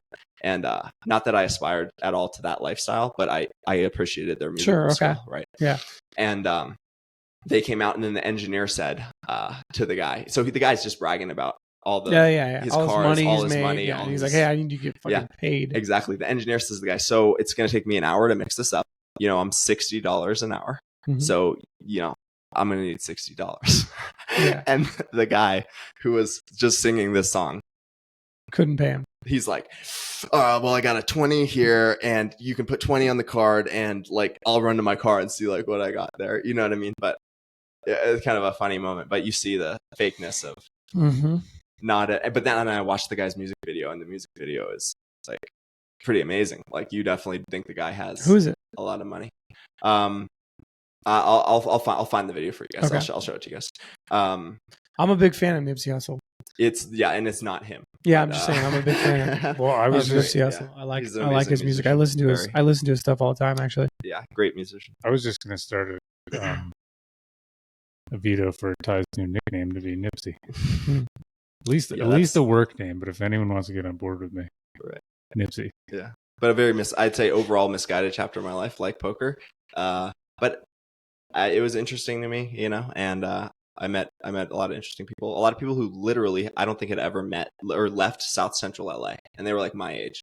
So like they basically lived in they might have gone to the nice part of LA, like they've been to Hollywood or whatever, but they've not left LA or that area of California their entire life. Mm-hmm. So I try to tell these guys, like, you guys got to come up to Montana, and I think they were scared of it. And I think they were also, afraid of racism, which maybe that's true. If like, I don't know how I'd feel like if I was. there's a lot of inner city kids that have never left the inner city. Yeah, but they also think Montana's a very white place and a very it is conservative place. So I genuinely don't know. I hope they would have a good experience here, but they might have a different experience than me in some ways. But I really encourage them to, like, hey, you guys gotta get out of the city. Their life can be so different than this. Yeah, for sure. Yeah. Yeah, that's really interesting, man. I didn't know that about you. So I eventually decide. Yeah, I think I'm called it. That I need to come home and rebuild or re-strategize. That. And you said you felt embarrassed about it. About quitting in general. So you felt embarrassed about quitting, not totally. About the living in the car. Oh, for sure. Both things. You don't want to be like a failure. Yeah. But to me, like, I just had an aversion to quitting on. I felt like I was giving up on my dream, and that really wasn't the case at all. My dreams changed, and I've accomplished. I feel like I'm a very fortunate person in terms of achieving their dreams. But I was very misguided, I think that's interesting, right? Because like, there's several character traits that are like admirable, right? Like that you don't want to quit, right? And then you're willing to do things that people are not willing to do to try it, right? Right. Like, so you're going to go further than most people. So I think that's also can be an admirable trait. Thank you, Kyle. Yeah. I just because it doesn't like take away those circumstances, right? Living in your car and rapping, right? Which, like, both those things are very unrealistic, right? And right. one is unrealistic, right? And I'm not like, first off, realistic things kind of suck, right? So like unrealistic things are actually fun and adventurous and interesting. So like people should try them. Does that make sense? People should try unrealistic things. Yeah, I agree. I think there were just issues with. I think I was kind of just going through a troubled phase in life. I think I was kind of an angry youth, and I wanted to stick it to the world by succeeding in like a very unconventional way. And I think I really admired the wrong people, right? I looked up to a lot of rappers and what success looked like in that world. I wanted a life like that until you found out that they couldn't pay a $6 bill. Yeah, well, some of them for sure can, but yeah, there's some of them couldn't. Some things behind the lights that aren't the same way, and yeah, I think I was kind of like just I was too ego driven and too determined to show people that I was successful instead of actually becoming successful, So I think even my philosophy about making songs was very bad. Like, I think I just wanted to make a banger of a song, and that was all I needed to do instead of like improving my craft, right? So like, I didn't really set aside time to say, hey, I'm going to improve my skills, I'm going to improve my writing, whatever it was. It was more like, hey, I'm just going in there to make the best song I can, rather than focusing on improvement. Does that make sense? And it does make sense. So if you're a writer or an artist or whatever, you can't just always try to make write the best thing or paint the best painting. You probably have to work on the aspects you're not good at. And I didn't do that. There was a whole bunch of things about that I feel like I know now about just steps to succeeding at something, but I just didn't know at the time. And yeah, and that ties into what I was going to say about like, it doesn't have to be rapping, right? Or it doesn't have to be like the circumstances situation of like living in your car and trying to be a rapper and working in AutoZone. Like you can just replace those things with other things, and you can end up in the same scenario. Right. So you could start a company, right? And start a company and live in a house and live in Bozeman, right? And you could end up homeless. Yeah. Right. Well, or like you could fail or like not work towards actually the things that would make you successful. You could work at boosting your ego. Right. Does that make sense? 100%. So like you could end up in the exact same position you were in, right, with very different scenarios in a big house with a big company. Yep. And does that make sense? Yeah, because to people don't really see that like you could live in a house and have a company, right, and still be in the same position, right. Yeah, and also that the trying to look successful often makes you less successful, right?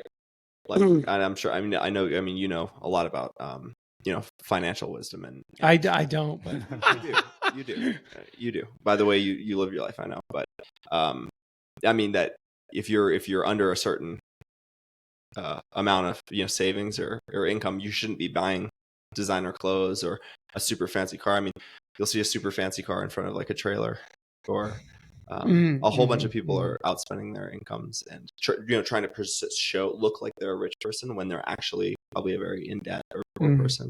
And it's often the people that are driving the more humble vehicles and are wearing the more regular clothes that are actually filling out their Roth IRA or have actual savings and have actual ways to genuinely become rich someday, right? And once you're really rich, I don't think it matters. Like you can buy whatever you want at that point, and have it not affect your cash flow at all. But at some certain point, you should live below your means, and so I don't know if that ties into. Does that tie into? Yeah, I think it ties in. I think what I was saying was that like, you could be aiming at the wrong goal for the wrong reasons and have a lot of money and live in a house. Right? Oh yeah. So that's what I mean is that like, and you could be 50 years old. Sure. Right? Aiming at the wrong goal for the wrong reasons. Right. And so that's what I mean. Right. It's like you have these other things.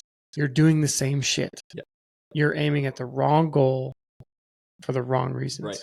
And so it's more important to figure out what's the goal, and is it the right goal, and am I doing this for the right reasons? And I think that is the hardest thing to figure out in life. And as your life changes, those goals are going to change and those reasons are going to potentially change. Right.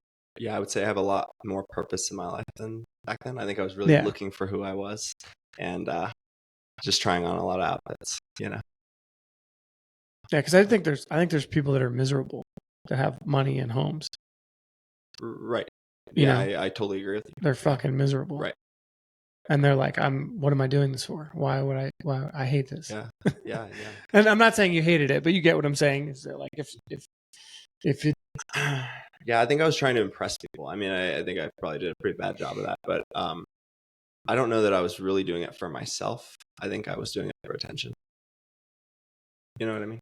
You driving your ego. Right. Like about to be a rapper, bro, driving a Chrysler 300. Yeah, there you go. Come on, Nipsey. At that age, what do you know? I mean, yeah, like that's the other thing. Is like, dude, I was driving my ego, and I still do it, and I'm aware of it, and I catch myself. But I was driving my ego hard. Guys out here thinking he can kick 50-yard field goals. Up until a few years ago, man. Like kicking 50 yard field goals. You're about to lose up until the winter of 2022. And I couldn't kick a 50-yard field goal, so I had to relax. But yeah, I mean, you can, there's so many people I know that like that work that like they got a promotion, and then a couple of years later they got another promotion, and they have this title, and you're like, dude, you're fucking miserable. You just don't even know it. Right. You know, it's genuinely sad, and it is when you and people you care about, and it's you could get trapped in it. I've been trapped. I've been trapped in it. You're like, oh, dude, yeah, hell yeah, this is great. More money, more promotion, more respect, but and that's fine, and that can be very healthy, and it can be you can be in a very good situation if you are in a good situation at work, and it's healthy and it's balanced. Keep going. If it's not, and it sucks away at you, and it goes against your intuition, I think you have to ask questions about, why am I doing this? Now, that's easy for me to say. No kids, I don't have a lot of bills, right? Like, when I have sympathy for people who have 4 kids and like they have bills to pay, and so like that promotion to them means a lot to them financially. Right. And so like people who have more obligations are easier to compromise. Does that make sense? Right. Like you can twist somebody's arm more that has more obligations. If I don't have any obligations, good luck twisting my arm. If I don't have any bills to pay, good luck twisting my arm, right? But somebody who's like has to pay their bills, has 4 kids, whatever. Like I'm just making up a hypothetical example, but I see it all the time in the corporate world. Is I see people who they're in a tougher position. They can't leave out of responsibility to their family. Yeah, that's right. Yeah, of course. They're kind of, they feel like they're kind of stuck, and they are kind of stuck. Right. Yeah, and I mean, I think taking the idea of being a good provider very seriously is the right thing to do. Mm-hmm. So it's good that not everybody like just quits their job whenever they have a bad day. But yeah, I agree with your point. Like these are good mistakes to make in my youth. Mm-hmm. Yeah, it's a hell of a lot nicer to realize and figure out before you dig yourself that deep of a hole of having 4 kids and a house to pay for and everything else. If you're so lucky. Yeah. All right, Nipsey. So, where'd you end up after LA? Yeah, so I went, and kind of a side story that I'll just, it's like the different channels of your life that are going on simultaneously. But I was drinking a lot in LA, and I'd been drinking really since I was. Were you drinking, smoking, straight West Coasting? Tennessee. You son of a bitch. Who the fuck you do in LA? Drink, smoke. Yeah, so I was definitely developing, like worse habits, and I told you I'd gotten into that even when I just came to MSU at first, and that definitely like continued in this phase of my life. And then so I got back home. I went to school. There was actually a semester where my brother, sister, and I all like went to school together because my sister's so advanced. And actually, we did really well. I did really well in school as soon as I got home. Like, we all had 4.0 GPAs the first semester. It was a super fun time in my life. As far as like going to school with my siblings and living and, like being able to live inside again. And like, I just, my life changed very quickly when I came home. And my dad, who is just an amazing person, and I wish I had more time just to talk about him and his life. But he was, he had struggled with drinking really since his childhood, I would say. And that was kind of starting to manifest in like worst ways. Like, he was kind of starting to decline around, while I was in LA and once I got back home.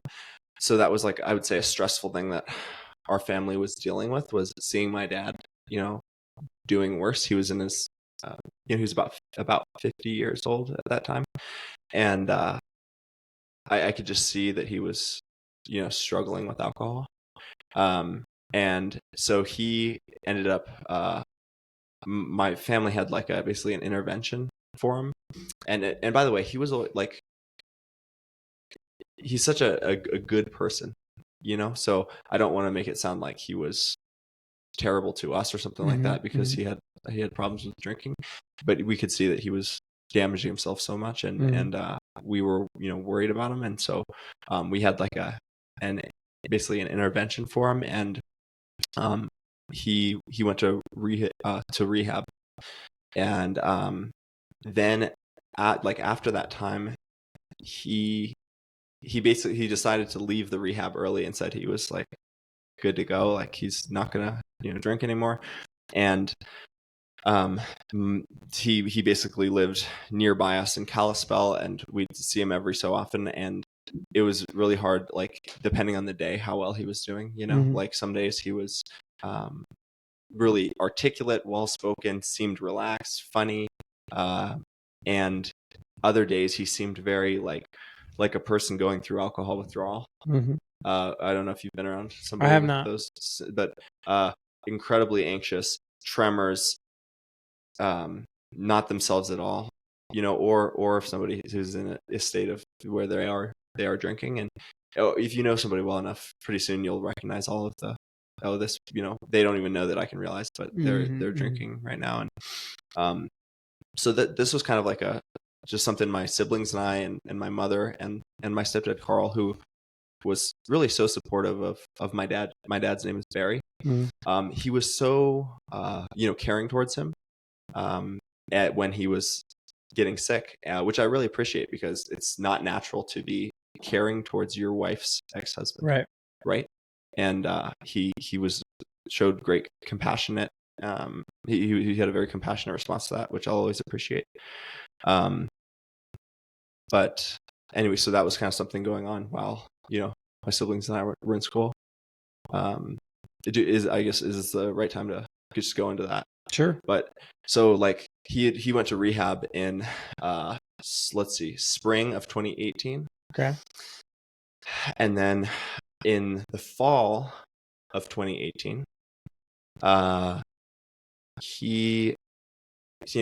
we'd see him now and then. He was dealing with, there were so many issues compounding in his life.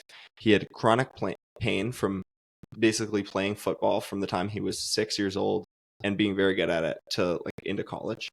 So he had terrible knees, terrible back, terrible elbow. So he's in a lot of physical pain. He had tons of concussions before people cared about concussions at all. They just put him back in the game. So he probably had CTE. He drank very heavily for most of his life. So you have all these things compounding to where he started to have these issues of like being very paranoid, or really like struggling more in life. And he was such a smart guy, and he was such a capable person who did so much good in his life. Like was amazing at his job with working with, basically he would come into schools and work with the kids that no one else could work with. Like, this kid is such a problem, we have to put him in this special ed school, or he'd this figure it person, out. and he'd figure it out. He just knew how to connect with. He had so much like compassion for people, and he was so like playful and had so warm spirited. And I remember, I mean, like at our home growing up, I'm going back a little bit because I want to talk about the good parts of my dad's life as well as the bad parts of his life, right? But he had such a gift for working with kids. Like, so there'd be some teenage boy that maybe has some disability, and everyone's scared of him because he's big, physically aggressive, unpredictable. They're like, what are we going to do with this guy? And my dad knew exactly how to calm people down and make them just find situations where they would thrive. I remember one time when we were young, we had a trampoline, and my dad said, hey, we have to move the trampoline away from the house because I'm going to bring this kid here. He's a great kid. I want him to play on the trampoline, but he does like to throw rocks at windows. And so it was this big, like, oh, what's going to happen? Like, we moved the house, or Move the trampoline. That's the better idea than moving the house. A little easier. Move the trampoline away, and then we'd all watch, and my dad shows up with this kid, and nothing at all happened. Like, they go out there, kid has the time of his life. He's laughing, he's happy, he's able to experience those types of things. So my dad was just wonderful in those ways. And he was very like my dad was not a materialistic person at all. Like he would get offered these big promotions in his work. Like he worked for like the CDC, like Childhood Development Center, Aware. He worked for organizations like this, and they always like wanted to make him like in charge, and he would always like didn't want the responsibility of it, didn't want more money. If he had more money, he'd just like give his car to like a hitchhiker that he picked up and met and thought he needed to help. Like he's just this type of person. Like I think if he didn't have children, like we talked about earlier, he would have like lived in the woods off grid in a little cabin and probably like hunted his own food or like he wanted a peaceful life, you know? Sure.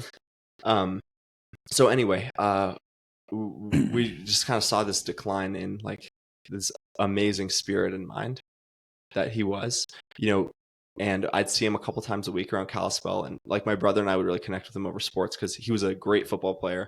I tried to be, I just wasn't really a great football player. My brother was, but we all would like train. He trained us to play football, and then we were all like sports fans, so we'd connect with him over those things. But we just started seeing him, you know, less frequently. But he like stopped by our house in Kalispell, and we had contact with him. And we definitely thought he was, you know, drinking again, right? So after rehab, it was like he wasn't sober. He wasn't sober. And there was one day that I think he had texted us saying like, "Hey, are you guys going to be home this afternoon?" And I was like, "Yeah, you know, I will." And he came by my mom's house, right? My mom and Carl's house, and it was just James and I home. The other people were gone. McKenna, our third sibling, was not there, and he was very like, "Well, where's McKenna?" You know, and we were like, "Oh, she's out, you know, running errands. She'll be back." And to us, it was no big deal, and to him, it seemed kind of like a big deal that McKenna wasn't there. And he's like, "Oh, okay, well, darn, like I really tell her, you know, love her." And I said hi or whatever. And he said goodbye. You know, he'd always do kind of like a bro hug with us. You know, like slap their hand in front of you and hug them. And so he did that to me and my brother, and it seemed like he was much more like present than normal in that moment. Like he was like, "Hey, well, I love you guys. I'm proud of you guys." Like,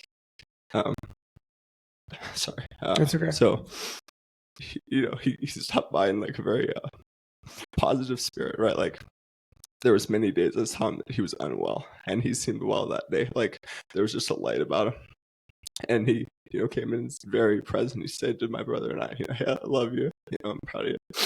And I didn't know it at that time. That was the last time I'd ever, you know, see him. And he was pretty like, he was upset that McKenna wasn't there. Yeah, like that troubled him. You know, I think he was coming to say goodbye. And you know, but it was a really nice moment with him. It was a really nice last interaction. And so he you know left it, and we didn't, you know, we thought he was just stopping by to say hi, and we'd see him in a weekend or two. But he texted like our family, basically saying, "Hey, you know, I think I'm getting to a point where, you know, I'm more harm than good, and you guys will be better off without me. So like, I'm gonna, you know, I'm gonna go away." And we all took that, you know, differently, but we most of my family was very argumentative with him about that. Like, you're crazy to leave our lives, and we love you so much. Please come back. We want to help you. And we always did try to help him, but he was, you know, very determined that he would be gone. And my mom contacted the police department to do like a wellness check, like, "Hey, see if you can find him." And they pulled him over in Whitefish, Montana, which we lived in summer, so like 20 or 25 miles south. And they found us, you know, they found him. He was in Whitefish. Like, this was, you know, a few weeks later or something. And they said, "Hey, he's well. He doesn't want to be contacted." Yeah. Okay. So it's like, okay, our dad's alive. He's within like a 30-mile range. But Whitefish, Kalispell, it's actually big. Combined, it's all as big as Bozeman. Okay. And so we looked for him at like trying to find where he lived. We really want to make contact, but we were also like in school full times. We worked, you know, we were like very busy in our lives. And so basically he was just out of our lives for like 6 months, and we had I have to condense the story just for time's sake, but we had made efforts to find him and try to make touch with him. His brothers, Paul and Pete, who live in on the East Coast, flew out and helped look for him and trying to reconcile, like to bring the family together. But I remember there was a lot of arguing in this text thread. My family, we really wanted him to come back. So there's a lot of arguing back and forth of conversations going in circles saying, that he needs to come back and him saying he won't. But I remember one of the texts that he sent, which I would like to remember, as his last words to us. He said, I love you all more than you'll ever know. And I think that's true. Like, he had a hard time, I think, expressing, how much he loved us. And so I remember those as his last words. I love you more than you'll ever know. So my brother and I worked together at a Toyota dealership. Well, it was like a side job for us while we were in college. And I got a call one day while I was there, and my brother was there too. We pretty much worked together. That a guy said he's a deputy so-and-so from like the police department. Am I, Tyne Flannigan is very funny. Your father suggested when's the last time you've seen him? This is in this is in early April of 2019. And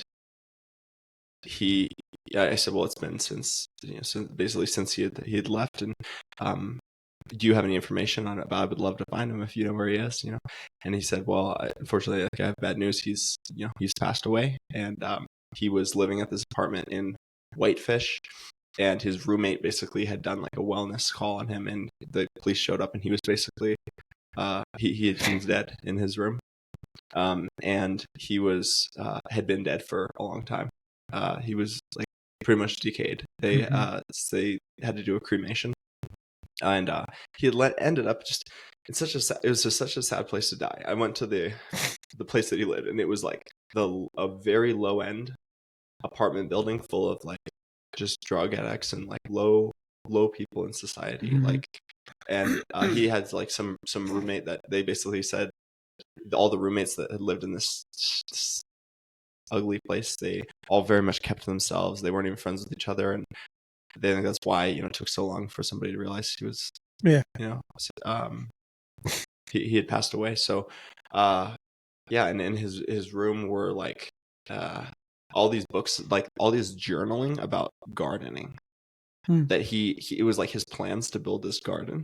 Okay. Very detailed and very well thought out about what soil he'd use for these plants and how far they needed to be planted from these other plants, how much water per day, how much sunlight, how like he really had thought through, I don't know, this garden that he was going to make. And they said that they found a lot of like alcohol, in the room, but I wasn't really there. I wasn't like the first people on the scene. They basically cleaned it up by the time we got there. So I would say that was like a very hard time for our family. We lost our dad at 51. And I think, he wanted to be remembered for the good that he did in this world. And there was a lot of it that he did, so, but it was a very, I would say, I mean, at the time, I remember saying to my brother, we got to go out better than this, because we had a big, family history of those types of issues. And, but I didn't stop drinking until the next year. But that was a hard time for our family, and I think like all of us dealt with that in different ways. Yeah. For sure. I feel like I've just been talking forever. No, thank you for sharing that, man. Yeah. That was, yeah. Took a lot of courage, and Thank you. it was cool to. Yeah. Do you mind? So this next year, so I was in school. I was back at MSU. I was doing well at MSU. I was, close to graduating. COVID happened. 2020. Yeah, so now we're in 2020, and school shut down, and we actually like had to go home. We had to leave campus. So I moved. Basically, our family was back together in Kalispell. Yeah, and overall, I really enjoyed this time that I was back in Kalispell, but I was really struggling during this time of my life with drinking myself. So when I was back in school, I was pretty much just going crazy. I was actually doing well in school, and but I was drinking a lot at the same time. And I would even like drink when I was at school, like at MSU. And I would drink and drive sometimes. Like I was pretty I mean, I was living in a very dangerous way, and somehow keeping my grades good and having a fun, like I like was lifting a lot and had a fun social life. Like it just, things felt right to me, except I was drinking a lot, and I knew that I was getting onto a bad track. And so I started to develop this feeling of like, I would have gone out and drank so much that I was like blackout drunk, like, and I would be sick in the morning, right? Yeah. And I would feel so ashamed of myself in the morning, like I'd wake up and be sick because I made myself sick by poisoning myself, right? And I'd say, this is the last time you do this. And I probably did a bunch of stupid things that I got to fix now, you know? And so it was a terrible feeling to wake up in that state. And I woke up in that state often, and I would often say to myself, this is the last time you're going to do this. Learn your lesson, you know? It's time to stop drinking, right? And that stopped for like, 3 weeks or something, and then I'd drink again, and it was never like, it was like never felt like it was such a big issue, because you can kind of get away with like being an alcoholic when you're young. Yeah. But yeah. And I was like, and it's like, well, yeah, right? it's acceptable to binge drink at a young age. Yeah. So like, and I felt like I wasn't like dropping the ball in any area of my life. Like I was doing well in school. I had like, aside from being an alcoholic, I was like looked healthy, and I just like, were you drinking like 7 days a week? No, but I was drinking hard. Like I basically, if I started drinking, I was drinking. And were you drinking like Friday, Saturday, Sunday? No, it was a little bit more spaced out than that. I was binge drinking heavily and doing stupid things while I was binge drinking. And then sometimes I would just drink at inappropriate times too. I'd drink while I was at school, and I liked the sneakiness of like getting away with it. And who knows, maybe if I really was getting away with it or not, I don't know. But I just felt like I really enjoyed life in that mode. And but I also had a guilt, hey, it's time to look what happened to your dad, and you're doing the same things, right? Yeah. And so I was back home during COVID, and I was really battling with this, like within myself at this time, like trying to quit drinking and just not sticking to it. And it was the day before Mother's Day, so it would be May 9th of 2020. We had plans to go do like a Mother's Day brunch with my family the next day. So this is it's on Saturday. Mother's Day is on a Sunday, and I go out. I'm drinking like to total excess, and I had like a Honda Accord Coupe manual. It was a pretty fast, fun car at the time, and I just got crazy. This is just the way I am. I like just saw no limits, to what I should be doing, and took my car out, and I was like hammered, and I think I was just trying to do like 0 to 60s on these back gravel roads out in like Columbia Falls. Like I was just having fun and being totally dangerous, and took my car off the road and put it in the ditch, totaled it, and you were by yourself? Yeah, I was by myself. A neighbor, at the time I was really upset about the neighbor interfering, because there was a guy who immediately came up. A guy who was like walking his dog or something that basically saw this crash happen, came up, and my alarm was going off. My car alarm, right? And I was trying to get under the hood. My car was totaled. I was trying to get under the hood to disconnect my battery. Yeah. I couldn't turn off the alarm. I wanted the alarm off. I wanted to get away with drinking and driving, right? And disappear and make it a story, But the guy had already had 911 on the phone, and he was trying to help you. Yeah, and I was really trying to convince him that I was fine to hang up the phone, and I was like trying to basically like bribe him to not continue with the call, and he didn't take any consideration to that. So let's see, the police were on their way, and my car is totaled. I'm just stuck here, at the scene here. And I called my mom and told her that I'd really screwed up, that I was drinking, driving, totaled my car. Or I didn't really know it was totaled. I said I crashed my car. Yeah. And she was like, "Where are you?" She's very, very concerned. I'm on my way. I mean, this is just a horrifying call from a mother, and she didn't know that I was, I think dealing with it to the extent I was and taking these risks. So the police got to the scene first, and I was very cooperative with them. I was like, yeah, I was drinking and driving, wrecked my car. Sorry, like, take me to the station, and they, like, there's just a bunch of things they were doing at the scene. So I'm basically just standing there talking with the police, and my mom pulled up, and like Carl, my stepdad, was there. Maybe my sister was there. My brother was off somewhere. He might have like moved to Oregon already. And I really couldn't talk to my mom at the scene because I was basically like in police custody. But I mean, she was there, just so sad of this scene. And my mom saw me get put in handcuffs and put in the back of the car and taken away. And so I spent that night in jail.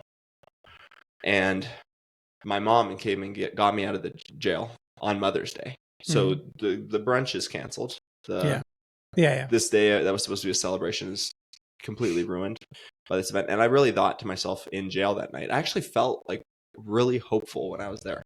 It's a strange feeling that I was in there, and I felt like this is the rock bottom where you will turn your life around from this. And I felt very confident in that.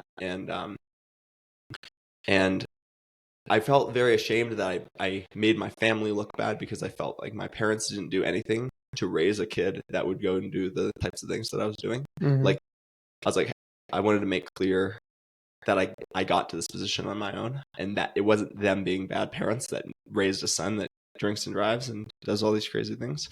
And yeah, I remember going to the hospital, and I remember they drew my blood because they want to see I was at 188. 0.188. So like the legal limit's less than half that. Yeah. So I was up there, and this is a couple hours after the crash, but I remember telling the people drawing my blood, like, I actually have a really good family. Like, you wouldn't believe it, but like, I have great parents. I did this myself. You know what I mean? Yeah. I'm the one who chose these things. They couldn't have done any better. So my mom came and got me out. It's like 6 a.m. on Sunday morning. And I told, she was very, she wasn't like mad at me. She was, took the moment seriously. She's like, I know that you're going to turn things around, and I promised her, I said, Mom, I'll never drink again. And she's like, yeah, you shouldn't, like, this is, this is terrible, but like, we're going to come back from this, and I believe in you, So she, always, like, that's one thing about my mom, and she didn't make me feel like I was this like lesser person. She didn't need to add to it. No, she was. You already were feeling like shit. Yeah, I was serious when I said I was gonna quit drinking. Yeah, like meaning I will never drink again at all. And she believed in me. So I went back to MSU. COVID got over to this extent that I could go back to school. I was honest with the judge. Like, the judge called me. They were going to do like a phone sentencing, and it was really the first time I'd gotten in legal trouble.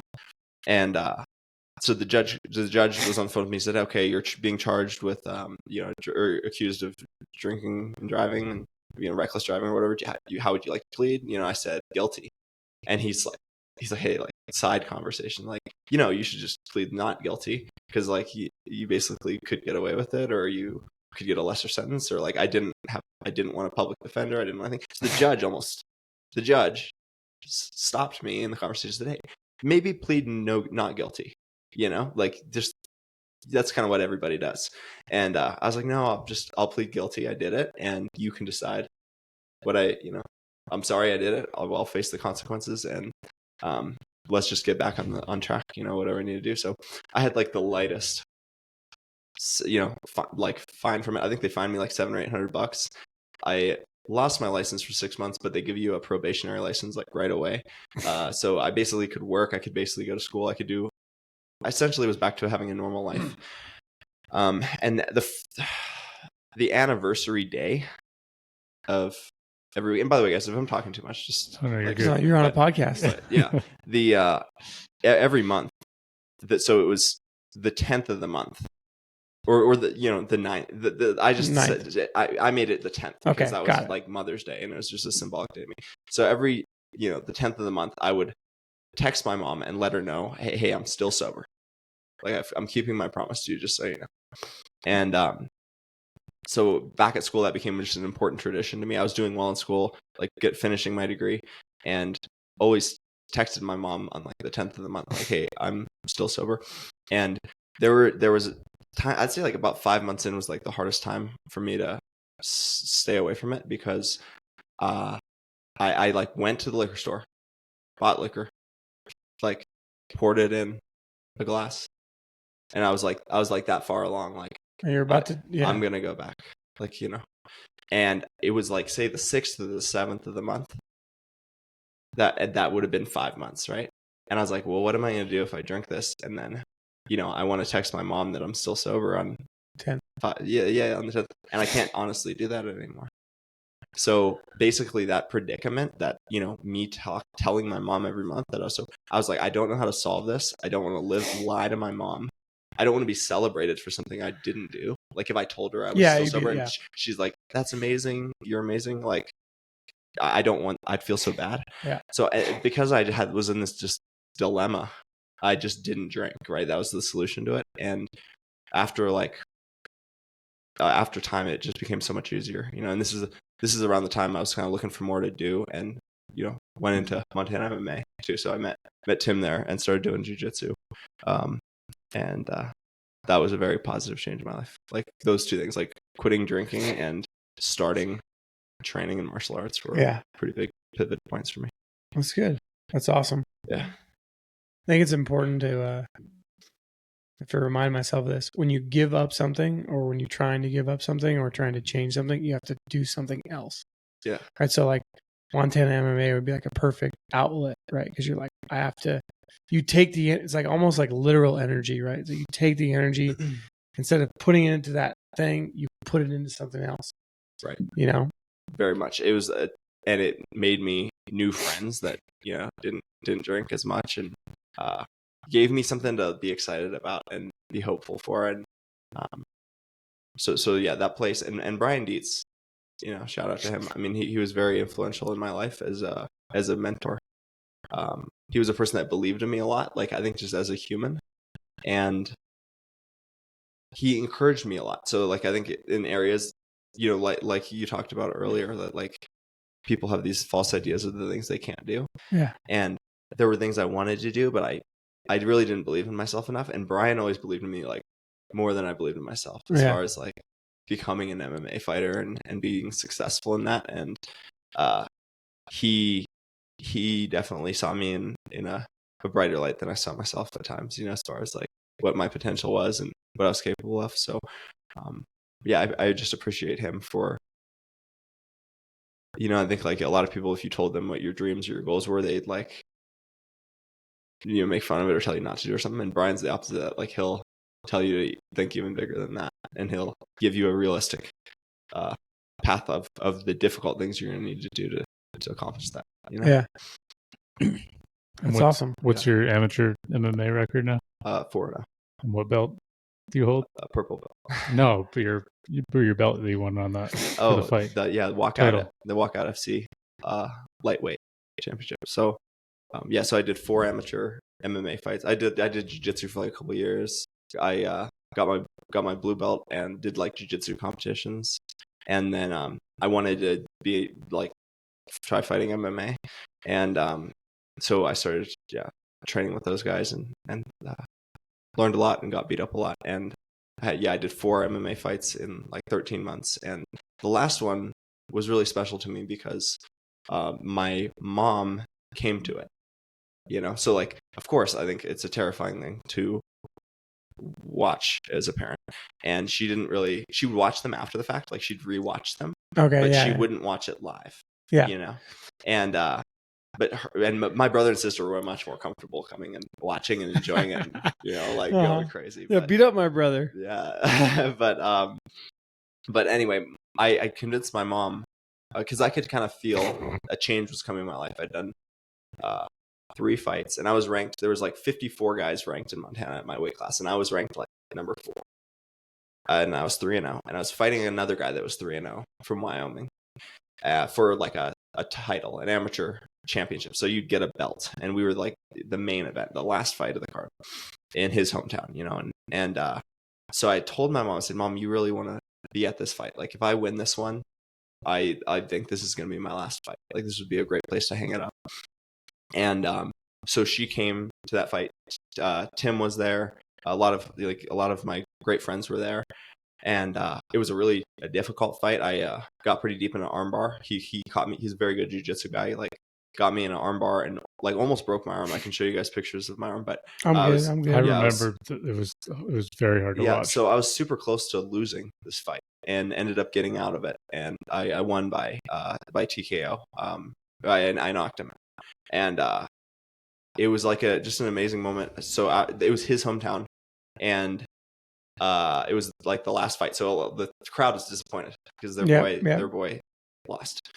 And they were interviewing me afterwards, and I basically told them, you know, that that I know that I'm not who they wanted to win, but let me tell you this, you know, that I was on track to drinking my life away, you know, and basically replaced that with training at Brian's gym. So that was what training meant to me, you know.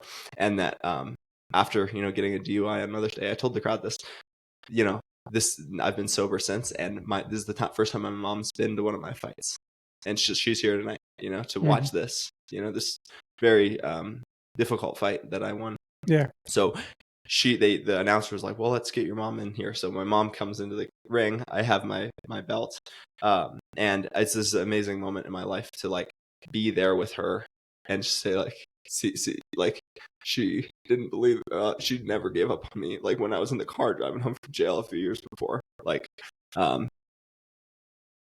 you know, I said, hey, I'm gonna stop and I'm gonna get on a better track. And of course the fighting, you know, scared her, but I won that fight with her there, and just got to share that moment with her. That put me at first in Montana for that weight class. So I was like first out of 54 guys now. And there are a couple guys that are super good fighters. So like, I'm not saying I'm the best fighter in Montana. They ranked me as first. Sure. And I also had sustained some injuries. I like tore my meniscus in that fight. I had some issues going on, and had this just beautiful moment with my family. It got me to first in the state, and I was like, this is the time to stop. Because I had met Kira a couple months before that.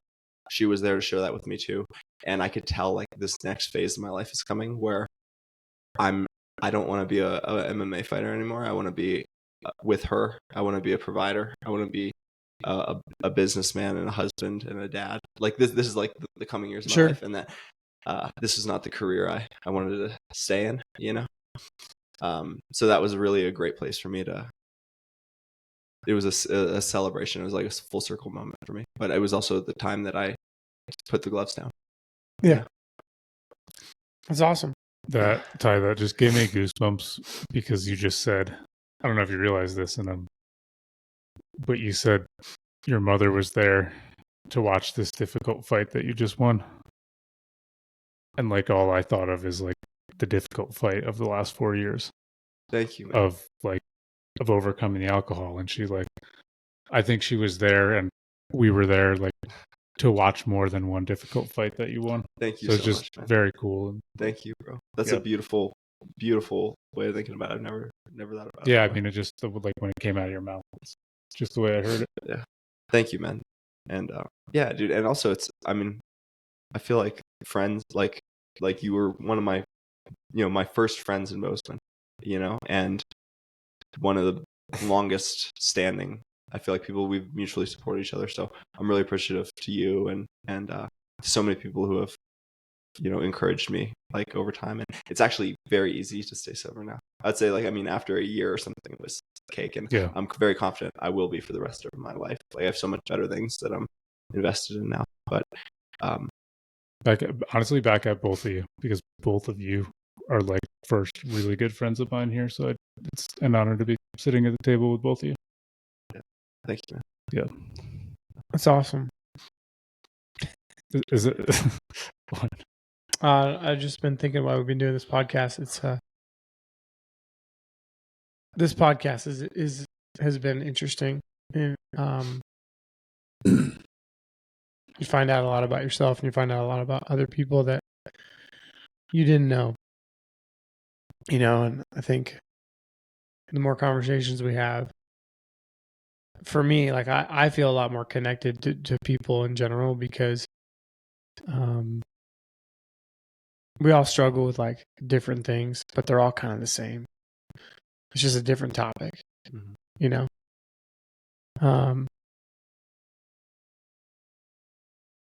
So it's I appreciate you sharing everything that you have. It's hard to do that. Yeah. It's really hard to share that stuff. I find it hard to share things. And so, I think it's been helpful to me to begin to share things. Right. Yeah. Well, thank you guys so much for just giving me an opportunity to talk for probably for like 30 minutes straight. I'm not sure that's what a podcast is supposed to be. It's all good. I mean, No, that's what our podcast is about the guests. Yeah. So. Yeah, it takes a lot of courage, so much respect. Like I said, I'm very grateful to call you a friend. Yeah, thank you so much. Yeah, that goes for you too, Jim. Well, we want to wrap it up here, or what do you think? I don't know. That's a good spot to end. Yeah. We'll wrap it up here, but you got to come back. Thank you guys. I appreciate it. Yeah, I'm excited to see the decorated studio. Yeah, we'll get there. We'll get it set up. Awesome. All right. Thank you so much. Thanks, man. Appreciate it. Tyne Flannigan. Thank Jim you. Baldwin. Thank you.